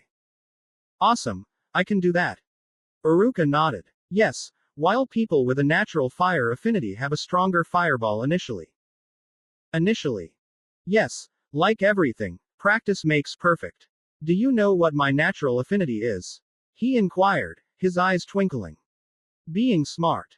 Uruka chuckled softly. No, out of the 5 natural elemental affinities, fire, wind, earth, lightning, and water, my natural affinity is earth. Because you are stubborn. Uruka just snorted in response. Sure, even with my earth affinity, I can do a basic fireball jutsu. Want to try? I nodded eagerly. Good, take out the jutsu scroll, he instructed. I froze. I didn't have a jutsu scroll. I just needed to complete the objectives given by the system, and voila, I'd get the skill. In a pinch, I activated spirit possession, feeling a sudden calm wash over me. Instinctively, it was like whispers in my ears told me what to say. Uruka-sensei, I was actually searching for a way to get the fire affinity before trying to practice the jutsu. Uruka nodded, understanding. So, I left the scroll at home, but since you already know the jutsu, why not just guide me? Okay. Uruka agreed, then began to explain the basic mechanisms and hand signs. Try it. I nodded, taking a deep breath to center myself. As I completed the hand signs, horse, serpent, ram, monkey, boar, horse, tiger, I focused intensely, connecting my pointer finger and thumb to form a circle. Drawing deep into my chakra reserves, I felt the energy swirl and gather, a sensation of warmth spreading from my core to my fingertips. My breath held. I exhaled slowly, envisioning a blazing inferno in my mind's eye. A surge of heat burst forth from my lips as a small fireball, the size of a tennis ball, formed and flickered before me. It was a bright, pulsating orb of orange and red flames, dancing with life. The heat was intense, almost scorching my face, yet it was exhilarating to feel such power emanating from within me. The fireball cast a warm glow on my hands, and I could feel the slight sting of heat as if I were holding a lit match too close. As the fireball hovered in the air for a moment, I marveled at its creation. It was a raw and primal force, yet under my control. The warmth radiated into the cool air of the evening, mixing with the lake's chill in a whirl of steam. I was creating fire, manipulating the elements with my own chakra, something I had only dreamed of doing. Quest. Learn Fireball Jutsu. Status. Successfully completed. Congratulations, player Naruto has completed the quest without following the objectives. Achievement unlocked. Unpredictability. Rewards granted. 5,000 experience points. Skill. Fire Style. Fireball Jutsu. Level. 1 active. CP. 100 CP per 100 units of diameter. Description. AC rank jutsu that involves mixing air in your lungs with chakra, then igniting it to form a ball of flames projected towards a target. Passive enhancements. Fire Nature Affinity. Gives the user's natural affinity to fire, improving control and potency of fire-based jutsu. Active effects. Air capacity. Increases the capacity of the lungs to hold air by 25%, allowing for larger and more powerful fireballs. As soon as I saw the fire affinity on the notification screen, I felt a sudden surge within me, warmth spreading from the core of my being. It was like a dormant volcano had awakened inside me, sending ripples of fiery energy coursing through my veins. I could almost hear the crackle and hiss of flames, the sensation so real and vivid. Now I want to see what a natural fireball looks like. Uruka couldn't hide his pride as Naruto managed to produce a fireball on his first try, and it was impressively sized too. As he watched Naruto gear up for another attempt, he nodded in approval. Good, practice makes perfect, he thought, smiling. But his smile vanished as the next fireball erupted from Naruto's hands, growing to the size of a house. Uruka could feel the intense heat washing over him, making him step back instinctively. As the giant fireball hit the lake, it produced a massive cloud of steam, the hot vapor mixing with the cool air and enveloping him. A single thought crossed Uruka's mind as he felt the warm steam from the lake hit his face. The third Hokage was taught by the first and the second. The fourth Hokage was taught by Lord Jiraiya. His eyes then turned to Naruto, who was grinning broadly. And the fifth Hokage, Naruto Uzumaki, taught by Yumino Iruka. The thought made him chuckle, swelling his heart with pride as he placed his hand on Naruto's head. Let's go get some ramen, he suggested. Yada. Naruto cheered, darting off ahead, while Iruka's gaze lingered on his back. He remembered the ANBU's orders, an investigation into a suspected bias of a teacher against a student, the hampering of Naruto's talent by those supposed to nurture it. Iruka couldn't excuse himself from that list. If I had just been better, Naruto would have had the means to have his talents bloom, he thought regretfully. We need a change. A change in the teachers, a change in the curriculum, a change for something better. I must meet with the Hokage. Next day. So early. That was the only thought echoing through my mind as I sat in the Hokage Tower at 5 in the morning. The room was bathed in the soft, pre-dawn light, casting long shadows across the floor and walls. A silence hung in the air, heavy and expectant, as if the building itself was still asleep. School wasn't set to start for another 3 hours, giving me plenty of time to get this done. As I mulled over the day ahead, a yawn forced its way out, wide and gaping. My mouth opened in a silent, tired stretch, the strain of the sleepless night evident in the stiffness of my jaw and the dryness of my throat. Thank God I didn't try to become an Anbu, I thought with a snort, feeling the weight of last night's tiredness settling into my bones. The events of the previous evening had stretched long into the night, leaving me bleary-eyed and foggy-brained as morning crept in. Chunin Iruka, the Hokage will see you now, the secretary's voice cut through the quiet, pulling me back to the moment. I shook my head in an attempt to clear the lingering fog of sleep deprivation, gathering the stack of files I had prepared. As I stood, my limbs protested, stiff and sore from sitting too long in the same position. I rubbed the sleep from my eyes and steadied myself, feeling the cool air of the office brush against my face as I moved towards the Hokage's office. Each step felt heavier than usual, my body pleading for just a few hours of rest. But duty called, and I couldn't keep the Hokage waiting. With a deep, steadying breath, I opened the door and stepped inside, immediately struck by the sight of the old, weathered face of a man who carried the weight of the world on his shoulders. The Hokage's intense, focused eyes met mine as I entered his office. He wore his traditional wide-brimmed hat, adorned with a red symbol, its white rim framing his face like a halo of wisdom and authority. Iruka, what are you doing here? I couldn't help but raise my eyebrows in response. It was startling to realize that the Hokage, the leader of our village, recognized a relatively unknown Chunin like me. I pushed aside the endearing thought, steadying my nerves as I prepared to address the matters at hand. Hokage-sama, I am here regarding some matters of great importance, I said, my voice steadier than I felt. Hiruzen raised an eyebrow, a silent invitation for me to continue. Yesterday, I was informed of a message from an Anbu related to Naruto, I added, noticing how clarity formed on the old man's face. Yes, is there any issue? He asked, his voice calm yet carrying an underlying sharpness. No, sir, but I believe it would be better if I took over the ANBU's mission, considering it seems like Naruto wasn't the only one being tampered with, I explained, my words immediately catching the Hokage's attention. Elaborate, he commanded, the weight of that single word pressing down on me as if threatening to crush me under its burden. Yes, Hokage-sama, as per the ANBU's request, I gathered all of Naruto's student records, scores, and exams. While I have already provided the necessary items to the Anbu, I conducted my own investigation, and I think you'll find my findings rather alarming. I pulled out a few files and laid them in front of the Hokage. These files are the exam results of the last 6 months for Naruto Uzumaki and Sasuke Uchiha. The Hokage nodded, his eyes scanning the documents as I continued. These have been rechecked. Yes, sir. My investigation was to verify the ANBU's claims about sabotage against Naruto. I did a comparison between a control group and Naruto. The control group includes tests from top-ranking students like Uchiha Sasuke, Sakura Haruno, Shino Aburame, and others.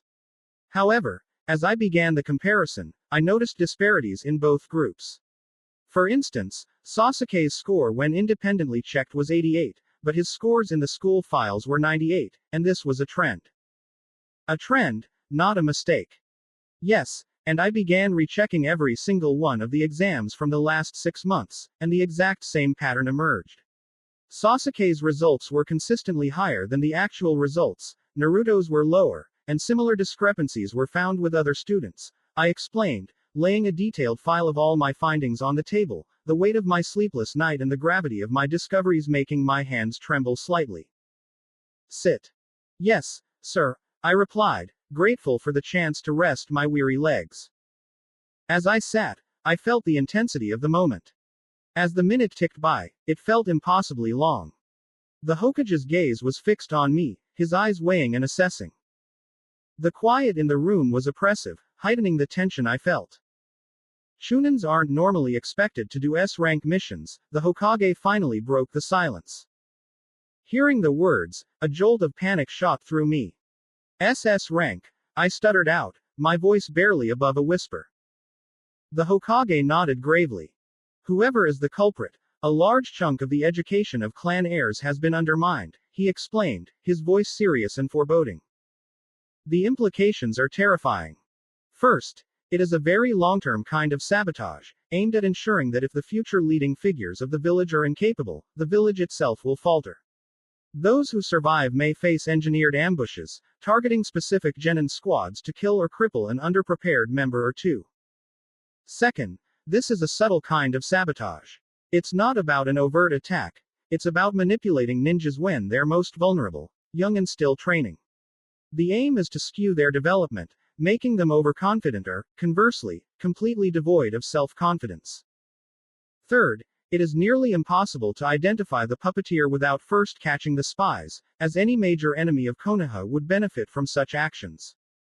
As the Hokage spoke, my heart pounded in my chest, and my palms began to sweat. A nervous tic started under my left eye, and I found myself tapping my foot rapidly on the floor, barely aware of the movement. And I am certain there are numerous spies at work, he concluded. Now, do you want to take over the ANBU's mission, Chunin Iruka? Time seemed to freeze. I took a deep breath, trying to steady my nerves. I believed that my investigation wouldn't arouse much suspicion. The teachers trust me, they don't suspect me. As long as I can be provided with the resources, I believe I can uncover a clue, a trail, or even a spy, Hokage-sama. You will be given the Hokage's seal for the S-rank mission. Thank you, Hokage-sama, I replied, standing up and bowing deeply. I won't let you down. For the future of Konoha, I hope you don't. Maybe it was the adrenaline, or maybe it was just my fears for the future taking hold, but I found the courage to speak up. Hokage-sama, with your permission, may I share my ideas for the future of Konoha's youth and their education? Proceed, the Hokage said, giving a nod of approval as I took out my journal and spread it across his table, the pages filled with my critiques and observations of the current educational system. Hiruzen read through the journal intently, his hand flipping the pages while his eyes meticulously scanned the words. After closing the journal, he looked up and remarked, "Quite the ambitions you have there, Iruka."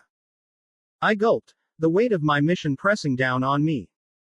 It's not about ambitions, sir. As long as I can provide for the next generation, as long as I can give them a fighting chance. I paused, closing my eyes for a moment to gather my thoughts. As long as I don't have to greet my students' names on gravestones, I believe change is necessary. Nicely said, the old man nodded, pulling out his smoking pipe. He skillfully packed the tobacco into the bowl, lit it with a small flicker of pure flame manipulation, and took a deep draw. The smoke curled around him, creating a veil of contemplation. The Hokage offered me the pipe, but I declined. Iruka, when is the graduation exam? He asked, blowing out a perfect ring of smoke. In 5 days, sir, I responded, trying to hide my reaction to the smoke as it swirled through the air. Do you have an idea on how we can help them? As a matter of fact, I do, sir, I said, a hint of pride in my voice. The Hokage motioned for me to continue. Even if we only have 5 days, I believe assessing the student's elemental nature affinity, giving them a crash course on a single D-rank elemental technique, alongside teaching them advanced chakra control exercises like tree walking, is something that can be done. I don't think 5 days are enough. Sir, we are only giving them a crash course on the topic, like a base that they can work on under their Jonin sensei. As I recall, the first month of a genin is known as the D-rank gauntlet. The Hokage nodded, clearly liking the idea. Implement it, he decided, and I could almost hear the tactical gears turning in his mind. Relief washed over me as I stood there, feeling a mix of exhaustion and satisfaction. Iruka, can you tell me what brought this on? The Hokage motioned towards the files strewn across his desk as I took a deep breath to steady myself. Naruto, I simply stated.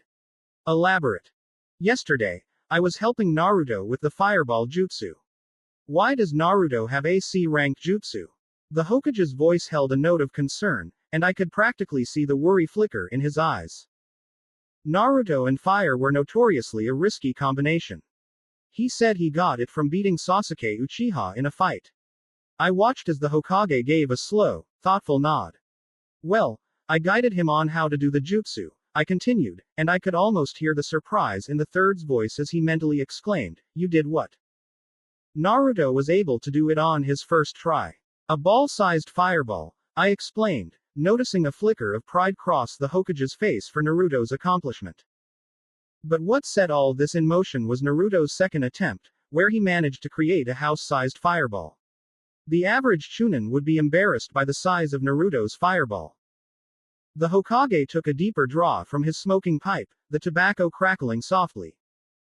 I was ashamed that I couldn't see Naruto's potential, and initially, I wanted to recheck Naruto's papers and then go and give him a confidence boost that he was amazing. But I found the sabotage and the rest is history, I confessed, feeling the weight of my words hang in the air. The Hokage exhaled a ring of smoke. Konoha has failed its youth. No, Hokage-sama, someone deliberately tried to make it seem that Konoha failed its youth. No, even without this mysterious saboteur, people would still try to harm Naruto, he replied, his shoulders slumping as if the weight was too heavy for the man who had fostered 3 generations of Konoha shinobi. If I may, Hokage-sama, I ventured cautiously. You may. I think Naruto deserves the truth about the fox, I suggested, feeling the gravity of my proposal. You are dismissed, was his curt reply. Thank you for your time, Hokage-sama. I bowed and began to leave the room but stopped at the door, turning back. Hokage-sama, Naruto hasn't been at school for a couple of weeks. Initially, I thought it was because he was sad since the Yamanaka heiress rejected him, but now I feel like Naruto knew about the sabotage before any of us. Hiruzen froze, his mind racing back to the last time he had seen Naruto, those calculating eyes that rivaled Shikaku's in their depth and understanding. Inoichi's paranoid words echoed in his mind. Let Naruto know the truth from someone he trusts rather than someone who doesn't have the best intentions for him. That was all I said as I opened the door and left. Iruka motherfucking Yumino had a class to teach. Her father had always recited a particular saying to her. In the serpent's whispers, lie bits of truth. He used this phrase to teach her the importance of sifting through rumors, to extract the truth hidden within the lies. Now, as whispers and rumors swirled all around her, Ino clung to one certain fact she had managed to discern. Yamanaka Ino knew that the end was near. It was one thing to have challenged Uchiha Sasuke to a spar, and quite another to realize that Sasuke had not shown up for said spar. The people at the academy had spun it in as many different ways as they could, in as many different stories or tales as their imaginations, primitive, wild, or vivid, could go. Some had assumed that it simply meant Sasuke did not consider Ino worth his time, and as such, had dismissed the challenge. Others had claimed that Ino was actually going to use her Yamanaka abilities to mind rape the Uchiha into blissful oblivion, and as such, he was wise to avoid the fight. Some even went as far as to believe that Sasuke was afraid of her, because she was his mistress or something completely ridiculous. And just like that, she was immediately the most popular girl in school. This is torture. She groaned as she made her way to the academy, unable to not notice the stares, the whispers, the pointing fingers, and hushed conversations. It's not that bad, Ino. Thankfully, she had at her sides the only two boys she could call her friends at the moment. To her left, Shikamaru walked. His eyes were like that of a tranquilized giraffe, staring vacantly at the path ahead without much care or attention to the rumor mill. Truly, Ino felt that the boy's level of apathy was slowly transcending mortal limits. In contrast, to her right, Choji was animatedly eating a bag of potato chips, and though he seemed quite as normal as usual, Ino could tell he was nervous. He bit at the chips 3 times before swallowing them, whereas she knew he could simply toss one into his mouth, and often did simply toss one into his mouth, chewing twice to savor the flavor before swallowing. She rubbed at her temples, not sure if she should be proud or creeped out at the fact that she had memorized her friend's eating habits enough to ascertain when something was wrong. I mean, all the girls look at you as though you're some sort of messiah now. She let out another painstaking groan. Unfortunately, the consensus as to why Sasuke had not shown up had rung in favor of the theory that he was afraid of her. Now, there were tales going up as to how she was the second coming of Tsunade Senju, possessing a frightening fighting prowess that even the last Uchiha, a certified prodigy in his own right, was terrified of going against. It'll blow over soon enough, Shikamaru had said in his usual lazy drawl. These things usually do. It was true, in a sense. All she had to do was not add fire to any of the slowly increasing, utterly ridiculous flames that were the rumor mill, and soon enough, they'd see, and they'd come to realize, that there was absolutely no truth to any of it. The only small benefit was that the Uchiha Sasuke fan club had actually died. Ino herself could not explain how that worked. The majority of the girls who were usually chanting and celebrating about Sasuke had become incredibly subdued. The Ino Shika Cho trio took up their usual sitting positions in the class, with Shikamaru's immediate impression of a drunken sloth, Choji's impression of an eager foodie, and Ino's. Well, Ino. The moment Sasuke entered the classroom, the entire room fell into a stunned silence. The state he was in shocked everyone, especially Ino. Sasuke appeared as though he had been thrown through multiple walls. His eye was blackened, and numerous bandages wrapped his head, neck, arms, and legs. A fresh cut on his lip seemed to draw the most attention. Without a word, Sasuke walked to his seat, his glare fixed on a cup of noodles in his hand. He sat down heavily, still staring intently at the cup as if it were the source of his woes. And then, the girls that fawned over him entered the class. The thickening silence slowly rose. And they all silently dragged their feet into the back seats, as far away from Uchiha Sasuke as possible. The end is nigh, Shikamaru. Mark my words. The end is nigh. You're not a prophet, Ino. It'd be really troublesome if you were. Then how do you explain that? Ino demanded, pointing at Sasuke, and instantly, like oil to fire, the rumors around them escalated. Look at that, Ino-sama is gloating to her friends about how she beat Sasuke Uchiha. Amazing, amazing. Ino-sama is so awesome. I wish I could be like her, someone whispered audibly. Ino felt a massive headache brewing as the whispers grew, but she found a glimmer of relief when she saw Shikamaru turn his attention towards Sasuke. Maybe he could figure this out. But then, Shikamaru merely laid his head down, murmuring, too much work. Shika, help me understand how Sasuke got like that, Ino pleaded. Naruto, a monotone voice interjected, almost making Ino jump. She turned to find Shino looking at her, a bug crawling on his finger. Ino shuddered at the sight of the bug, but Shino's words firmly captured her attention. What does Naruto have to do with this? My bugs have detected large amounts of Naruto's residual chakra on Sasuke's body. They had a fight, and judging by Sasuke's condition, it wasn't just a spar, Shino explained. Naruto fought Sasuke, Ino repeated slowly, trying to piece the information together. Ino, you look like you're trying to fight back a smile, Choji remarked, taking a bite of his chips. Ino immediately hid her mouth behind her hand, her mind racing to piece together the reasons behind Naruto's fight with Sasuke. Was Naruto absent from class because he was training? But why train just to fight Sasuke? To prove himself? Why now? As she contemplated Naruto's recent actions, her training as a Yamanaka pushed her to probe deeper into the psychological underpinnings. Why had Naruto, usually so boisterous and straightforward, chosen such a dramatic way to prove himself? The fight with Sasuke, the intense training, wasn't it all just a bit too theatrical, even for him? Ino chewed on her lip, her gaze flickering to Naruto's usual empty seat. He had confessed to her, yes, and then thrown himself into this conflict. Was it merely a bid for her attention? Or perhaps it was his way of coping with rejection, by trying to elevate his status through victory.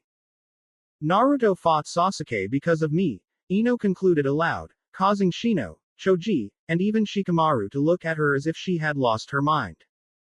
Think about it, what's the last thing Naruto did when he came to school? She pressed on. He fought me, Shino said simply. But the day before, Ino countered, he confessed to me. And in that confession, he mentioned Sasuke. This means he went into training to prove himself better than Sasuke and then planned to confess to me again when he came back, a better man. Ino's voice rose with excitement. This is just like the plot of my favorite novel, she squealed. Shikamaru sighed, his mind lazily trailing off as he listened to Ino passionately draw parallels between her life and her favorite novel, The Bloody Love. He shook his head slightly, knowing full well he hadn't actually read the book, but Ino never seemed to tire of discussing it. The novel was about a cop who confesses his love to a serial killer, only to be rejected, and later finds the killer dead. The plot twists continued from there, but Shikamaru never paid enough attention to catch all the details. Even so, her drawing parallels between the novel and herself is just her habit of identification, Shikamaru mused internally, a small frown tugging at the corners of his mouth as he watched Ino animatedly explain how Naruto's actions mirrored the novel's protagonist. Shikamaru paused, glancing at Ino. He knew her well enough to understand her type.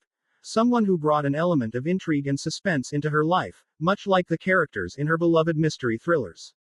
That's why she had a crush on Sasuke Uchiha initially, he thought, remembering how that fascination had quickly turned into a rivalry with Sakura.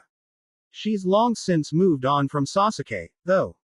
And now, Shikamaru continued in his head, this whole delusion of paralleling Naruto's actions to a novel plotline is just an expression of her crush. He sighed again, deeper this time. He could easily dismantle Ino's delusions with logic, but he knew all too well that would just invite trouble. Arguing with Ino could unleash a storm of emotional backlash he had no desire to weather. Too troublesome, Shikamaru muttered under his breath, his body slouching further into his chair. The thought of an angry Ino, blonde hair flaring as she stormed at him for hours, was more than enough to deter him from voicing his skepticism. Better to let her theories go unchallenged than to engage in an exhausting debate. Dear Kami, could this day get any weirder? Then, just as Shikamaru had uttered that prayer, that question to the gods, Yumino Iruka walked into the classroom. Silent, quiet, as though he were not supposed to be their teacher, and immediately, all eyes strayed towards his direction and his odd behavior. Then, he brought up their thick, hardback, Academy-issued manuscript. Kaden. And he set it on fire. The end is nigh, Ino whispered into his ear. Good, this world is too troublesome to begin with. Training ground. Alert. World quest. Quest title. Help Hinata. Description. A special day for Hinata is approaching. Assist her. Objective. Do a spar with Hinata to help her gain some confidence in her skills. Rewards. Plus 100 reputation with the Hyuga clan, 200 experience points. Failure. Minus 200 reputation with the Hyuga clan, Hinata will be inflicted with status, avoidant personality disorder. Naruto-kun, I should be in class right now. Naruto didn't answer immediately, his attention was fixed on the system. An hour ago, he had received a notification. Normally, he was fine with helping his friend, but the sight of the failure tab had made his heart skip a beat. To aid her, he had intercepted Hinata as she was walking to the academy and was now pulling her along to the training grounds. Hinata, is there an important day coming up? Naruto asked, breaking the silence as they walked. Hinata froze, her gaze dropping. How did you know that? Naruto sidestepped the question. Can you tell me more about it? He pressed gently, guiding her forward with a light touch on her back. Hinata sighed, her shoulders drooping slightly. It's the semi-annual report. The elders of the Hyuga clan and my father all gather to discuss many things about the clan. Since I am the daughter of the patriarch, I have to show off my skills and prove that I am worthy of being the heir. Seeing that constipated look, is something wrong? Naruto asked, trying to lighten the mood with a joke. Hinata giggled, the sound like a small bell in the quiet morning. No, it's just that every year I feel like my performance is getting more and more better, Naruto interjected with a hopeful smile. No, worse, Hinata corrected him, her smile fading. 2 years ago, my father said my performance was adequate, and last year he was just silent. Can I say this bluntly? Naruto asked, his expression serious. Hinata nodded, her eyes wide with anticipation. Your father sounds like a douche. As expected, Hinata gasped. Sorry for saying it, but you deserve all the praise. Hinata blushed at those words but quickly shook her head, dismissing the compliment. Naruto, however, was not deterred. He reached out and gently placed his hand on her cheek, guiding her to look up at him. Hinata, I know for a fact, out of everyone in our class, you are the strongest girl. Then why do I lose? Hinata whispered, her eyes closing in resignation. Hinata, look at me, Naruto said warmly, waiting a few seconds for her to open her eyes again. When she did, her soft lavender gaze met his clear blue eyes. You lose because you hold back. You let them win, Naruto stated frankly. That's not true. In response, Naruto activated spirit possession, seeking some much-needed guidance for what to do next. Okay, we are here. Let's spar, he declared, choosing not to counter Hinata's words. He instinctively knew that words wouldn't prove anything right now, actions would. But, Hinata protested, her voice laced with hesitation. Naruto didn't wait for her to finish. He took a jab, his explosive chakra blasting air towards Hinata, causing her hair to whip wildly around her face. He stopped his punch just inches from her face, demonstrating his control. Hinata, you can dodge my sheer force technique, especially with those eyes of yours, he said, confidence underpinning his words. Naruto-kun, let's just stop. I need to get to class, Hinata replied, her voice trembling slightly. You can go after this spar is done, Naruto insisted gently. Really? Yes, Naruto affirmed, stepping back a few feet to give them both space. Let's begin. Naruto took on the flash fist stance. Hinata took a deep breath, trying to steady her nerves. She activated her Byakugan, her veins bulging slightly around her temples. She extended one palm forward, fingers slightly curled.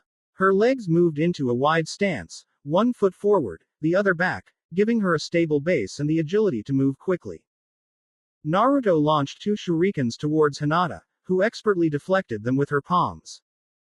He paused, expecting her to seize the moment to go on the offensive, but Hinata remained firmly defensive, her stance unwavering. Fine. I'll force you to acknowledge your own strength, Naruto thought resolutely. His ankles glowed with accumulated chakra, and in a blink, he vanished, reappearing instantly in front of Hinata. He launched a high kick towards her head, but Hinata was quick to react. She dodged smoothly, her body bending just enough to let the kick whoosh over her. Naruto's kick continued in a powerful arc, his leg swinging through the air with such force that it tore up the ground beneath him. Yet, mid-motion, he deliberately stopped, exposing his entire back to Hinata, challenging her to attack, to take some action beyond mere defense. Hinata, however, chose caution over confrontation. She quickly assessed the situation and, instead of attacking, leapt back to create a safe distance between them. Hinata's eyes widened in alarm as she watched Naruto quickly form hand signs. Naruto-kun, isn't that a bit much for a spar? She asked, her voice trembling with fear. Ignoring her plea, Naruto unleashed the fire-style, fireball jutsu. A massive, roaring fireball shot towards her, the intense heat washing over her face and the fierce glow illuminating her wide, fearful eyes. She realized in a flash of terror that if she didn't act, she might not survive. Driven by a primal instinct to survive, time seemed to slow for Hinata. Her hands moved almost of their own accord, channeling chakra into her wristbands. With a puff of smoke, her Nakote appeared, the chakra metal claws ready. She quickly channeled chakra into the claws, shaping them into needle-like extensions that dramatically increased her reach. As the enormous fireball barreled towards her, Hinata focused on detecting its weak point, the chakra grain. The chakra grain referred to the pattern and flow direction of the chakra within the ninjutsu. Successfully striking this grain, either vertically or horizontally based on its orientation, could effectively break the jutsu apart. Hinata saw the chakra grain running through the fireball. She pinpointed the optimal spot and, with a swift, precise movement, struck it vertically right at the center. Her action mirrored slicing through soft butter. The fireball split neatly into two halves, each veering off and fizzling out harmlessly beside her. Hinata's knees buckled, her heart pounding like a drum, and she collapsed onto the ground, her back pressing against the cool earth. She lay there, struggling to control her heaving breaths. Naruto walked over and sat beside her, his presence comforting yet contemplative. I don't think Sakura or Ino, or the majority of our class could do what you just did. You know, the Nakotes are a weapon that requires aggressive offense to wield. Tenten gave you those weapons to help you be more aggressive because that's the only thing you lack. Not power, not technique, not skill, just aggression.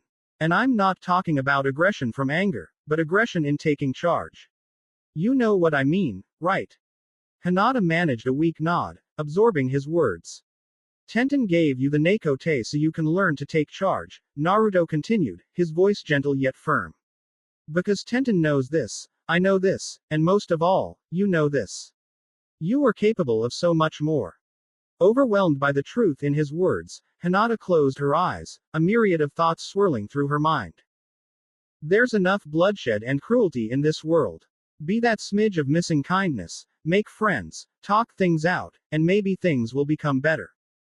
Hinata recited her mother's words as if they were a shield against her own insecurities about aggression. Naruto sighed, his gaze lifting to the sky as he pondered her words. Are these the words of someone close? My late mother, Hinata replied, her voice soft. A heavy silence fell between them, filled only by the distant sounds of the leaves in the wind.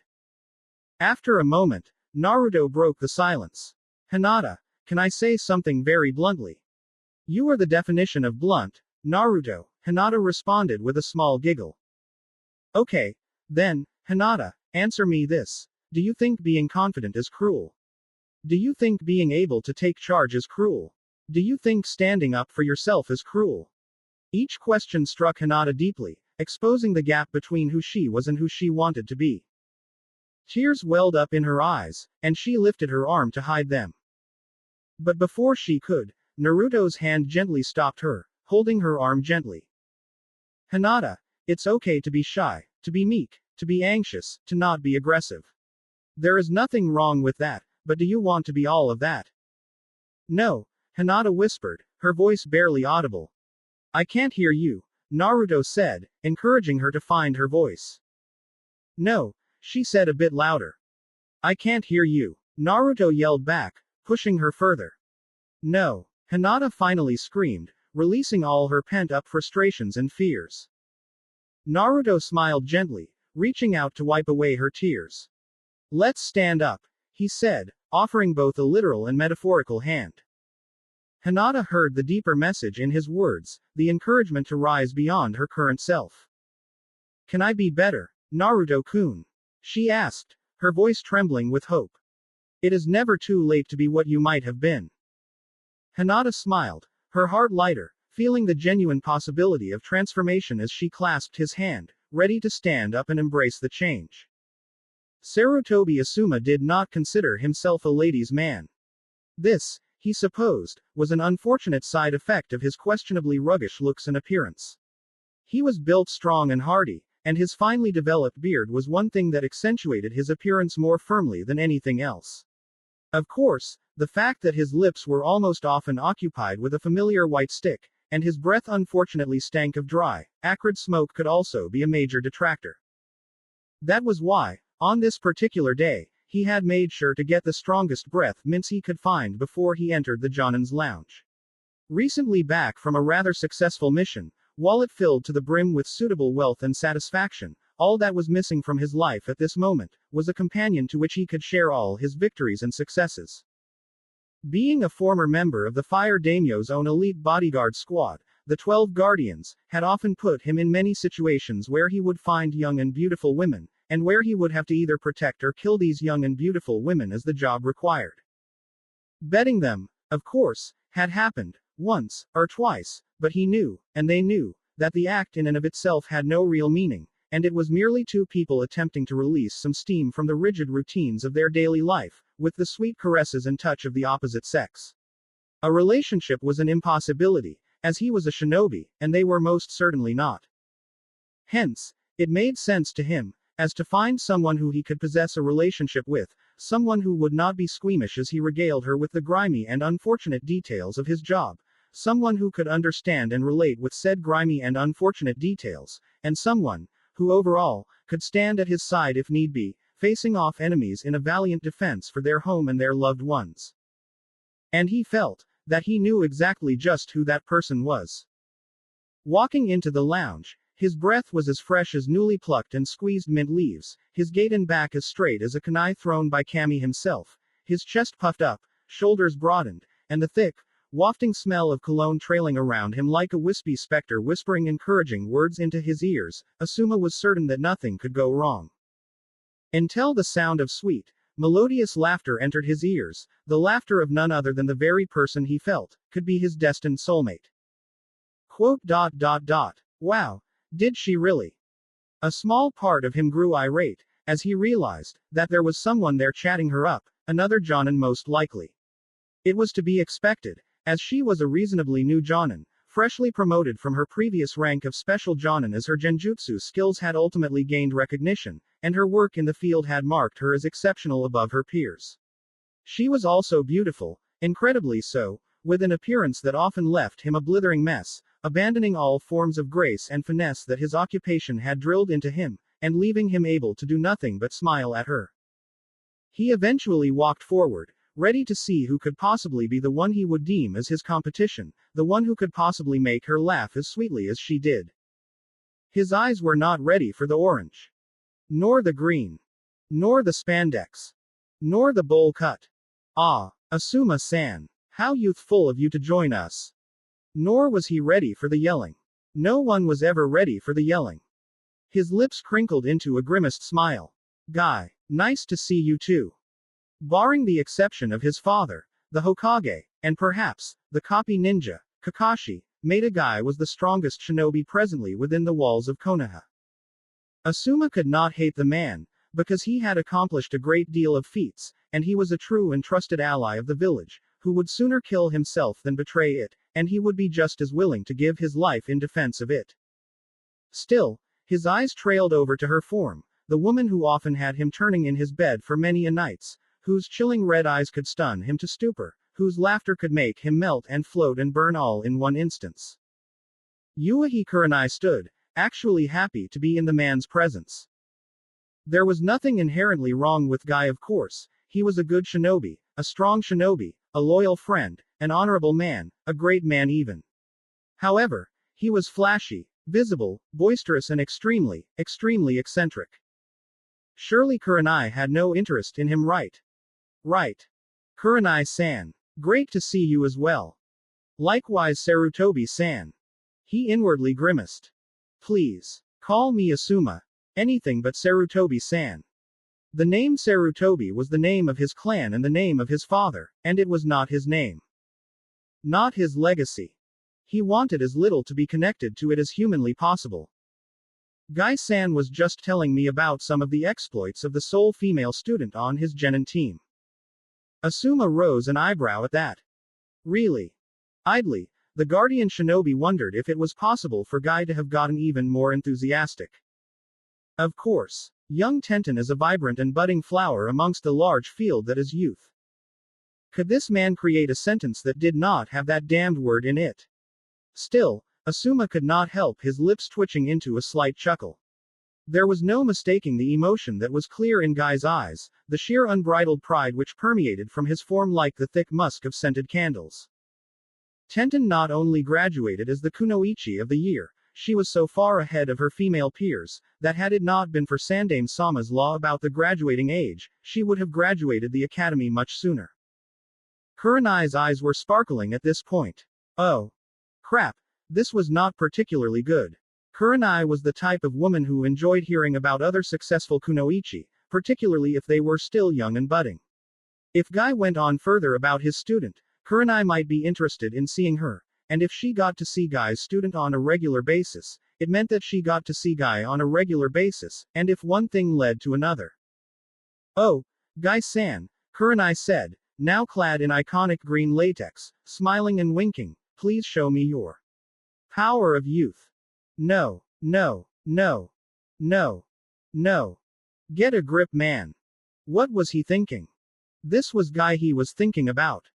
This was Kurenai. Come on. And even if she did, somehow, end up dating someone else, sure, it would suck, and it may leave a vacuum in his chest, but it wasn't like he owned her, or could make her decisions for her. So why was he so goddamned paranoid about losing something that didn't even belong to him? He coughed awkwardly. You know, I was thinking of taking on a team as well from the next graduating set. Kurenai and Guy turned to him at the same time. Really? No, not really. He was not exactly the best type of person cut out for teaching, because he enjoyed a simple and sweet lifestyle. Sure, he had gained a few students here and there and taught them, but that was entirely different from having a genin team. Hell, he couldn't even imagine himself sitting down a bunch of troublesome brats and constantly being responsible for their lives and ensuring that they didn't go out there to get themselves killed. Of course, he couldn't say that now, could he? Kurenai was looking straight at him. Of course, he said, the words escaping his lips as though it were not the furthest thing from the truth. There's something about children. The amount of potential they have in them.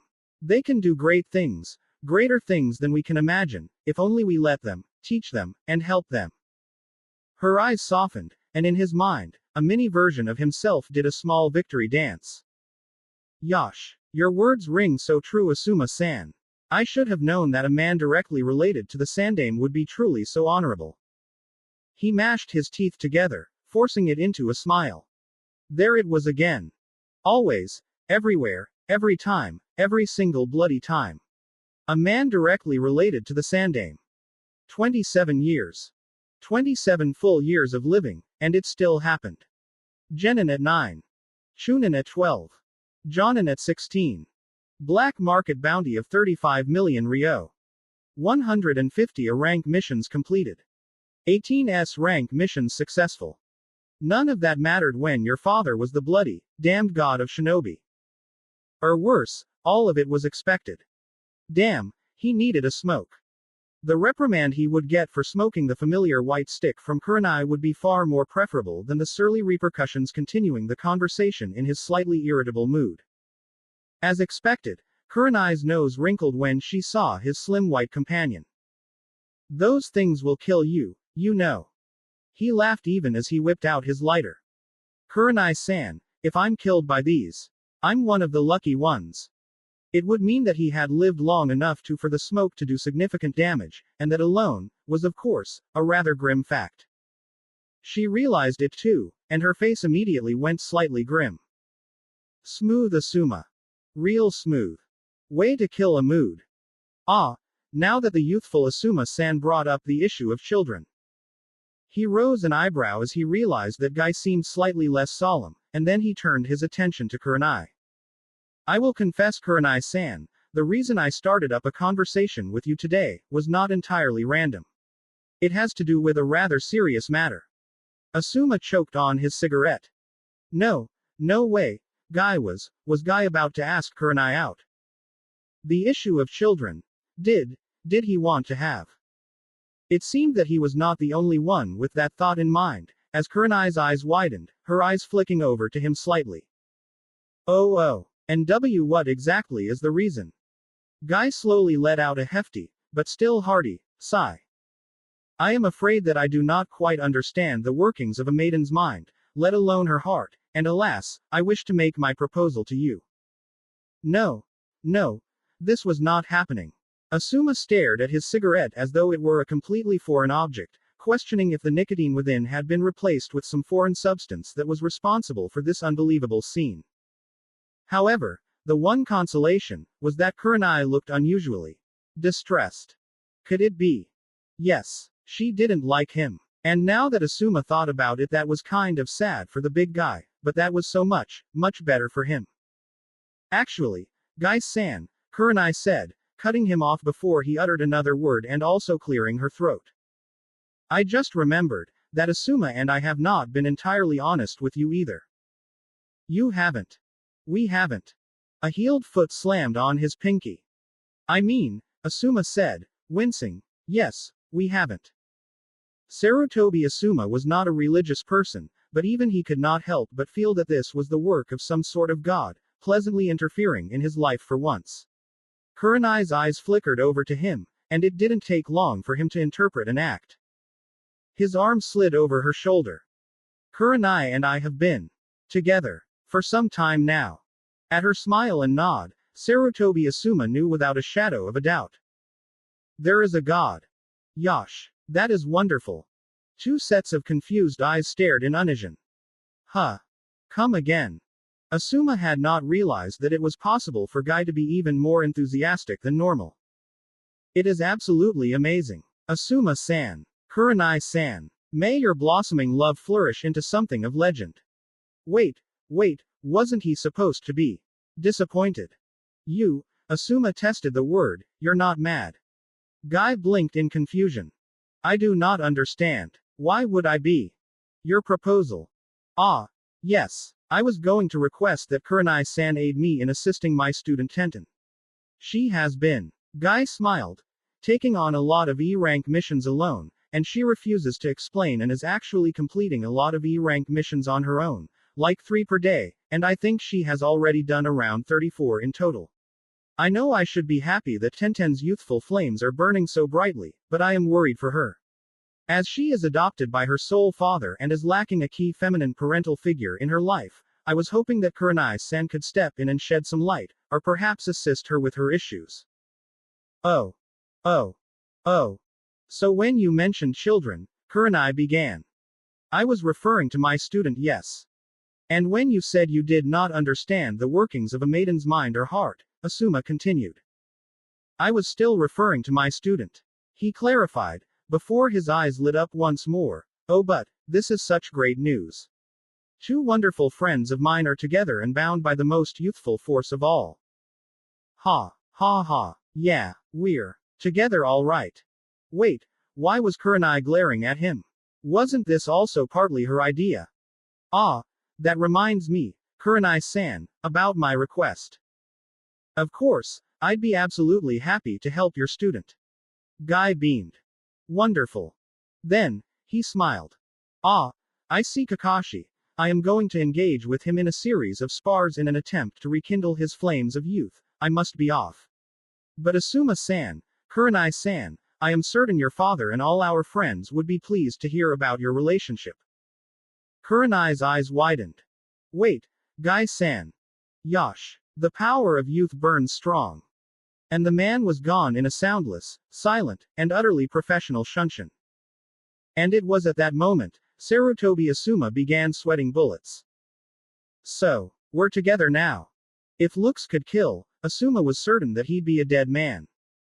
Excuse me.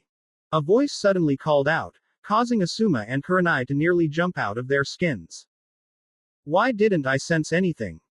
Turning around, they saw Naruto standing there, holding a box in his hand. Oh, Naruto, you scared me, Asuma admitted, scratching his head in embarrassment. How could an academy student startle him like that? What are you doing here? Asuma inquired, as Kurenai peered over curiously. I'm not sure. I got this E-rank mission about delivering vitamin D. Anna. Naruto stumbled over the words. Analogs, Asuma helpfully corrected. Yeah, that. Here you go. Naruto said, producing a document and instructing, sign here, and here. Asuma complied, still a bit taken aback by the surprise delivery. Thanks. Good luck with your girlfriend. Naruto yelled as he dashed off, leaving a trail of bewilderment behind him. Girlfriend? Huh. Kurenai raised an eyebrow, turning to Asuma, who suddenly felt very warm under her gaze. I need a smoke, Asuma thought desperately, trying to deflect from the unexpected comment on his personal life. He glanced at the medication Naruto had delivered for his psoriasis, a reminder of why the ninja lifestyle wasn't always glamorous. Wait, why is Naruto doing E-rank missions?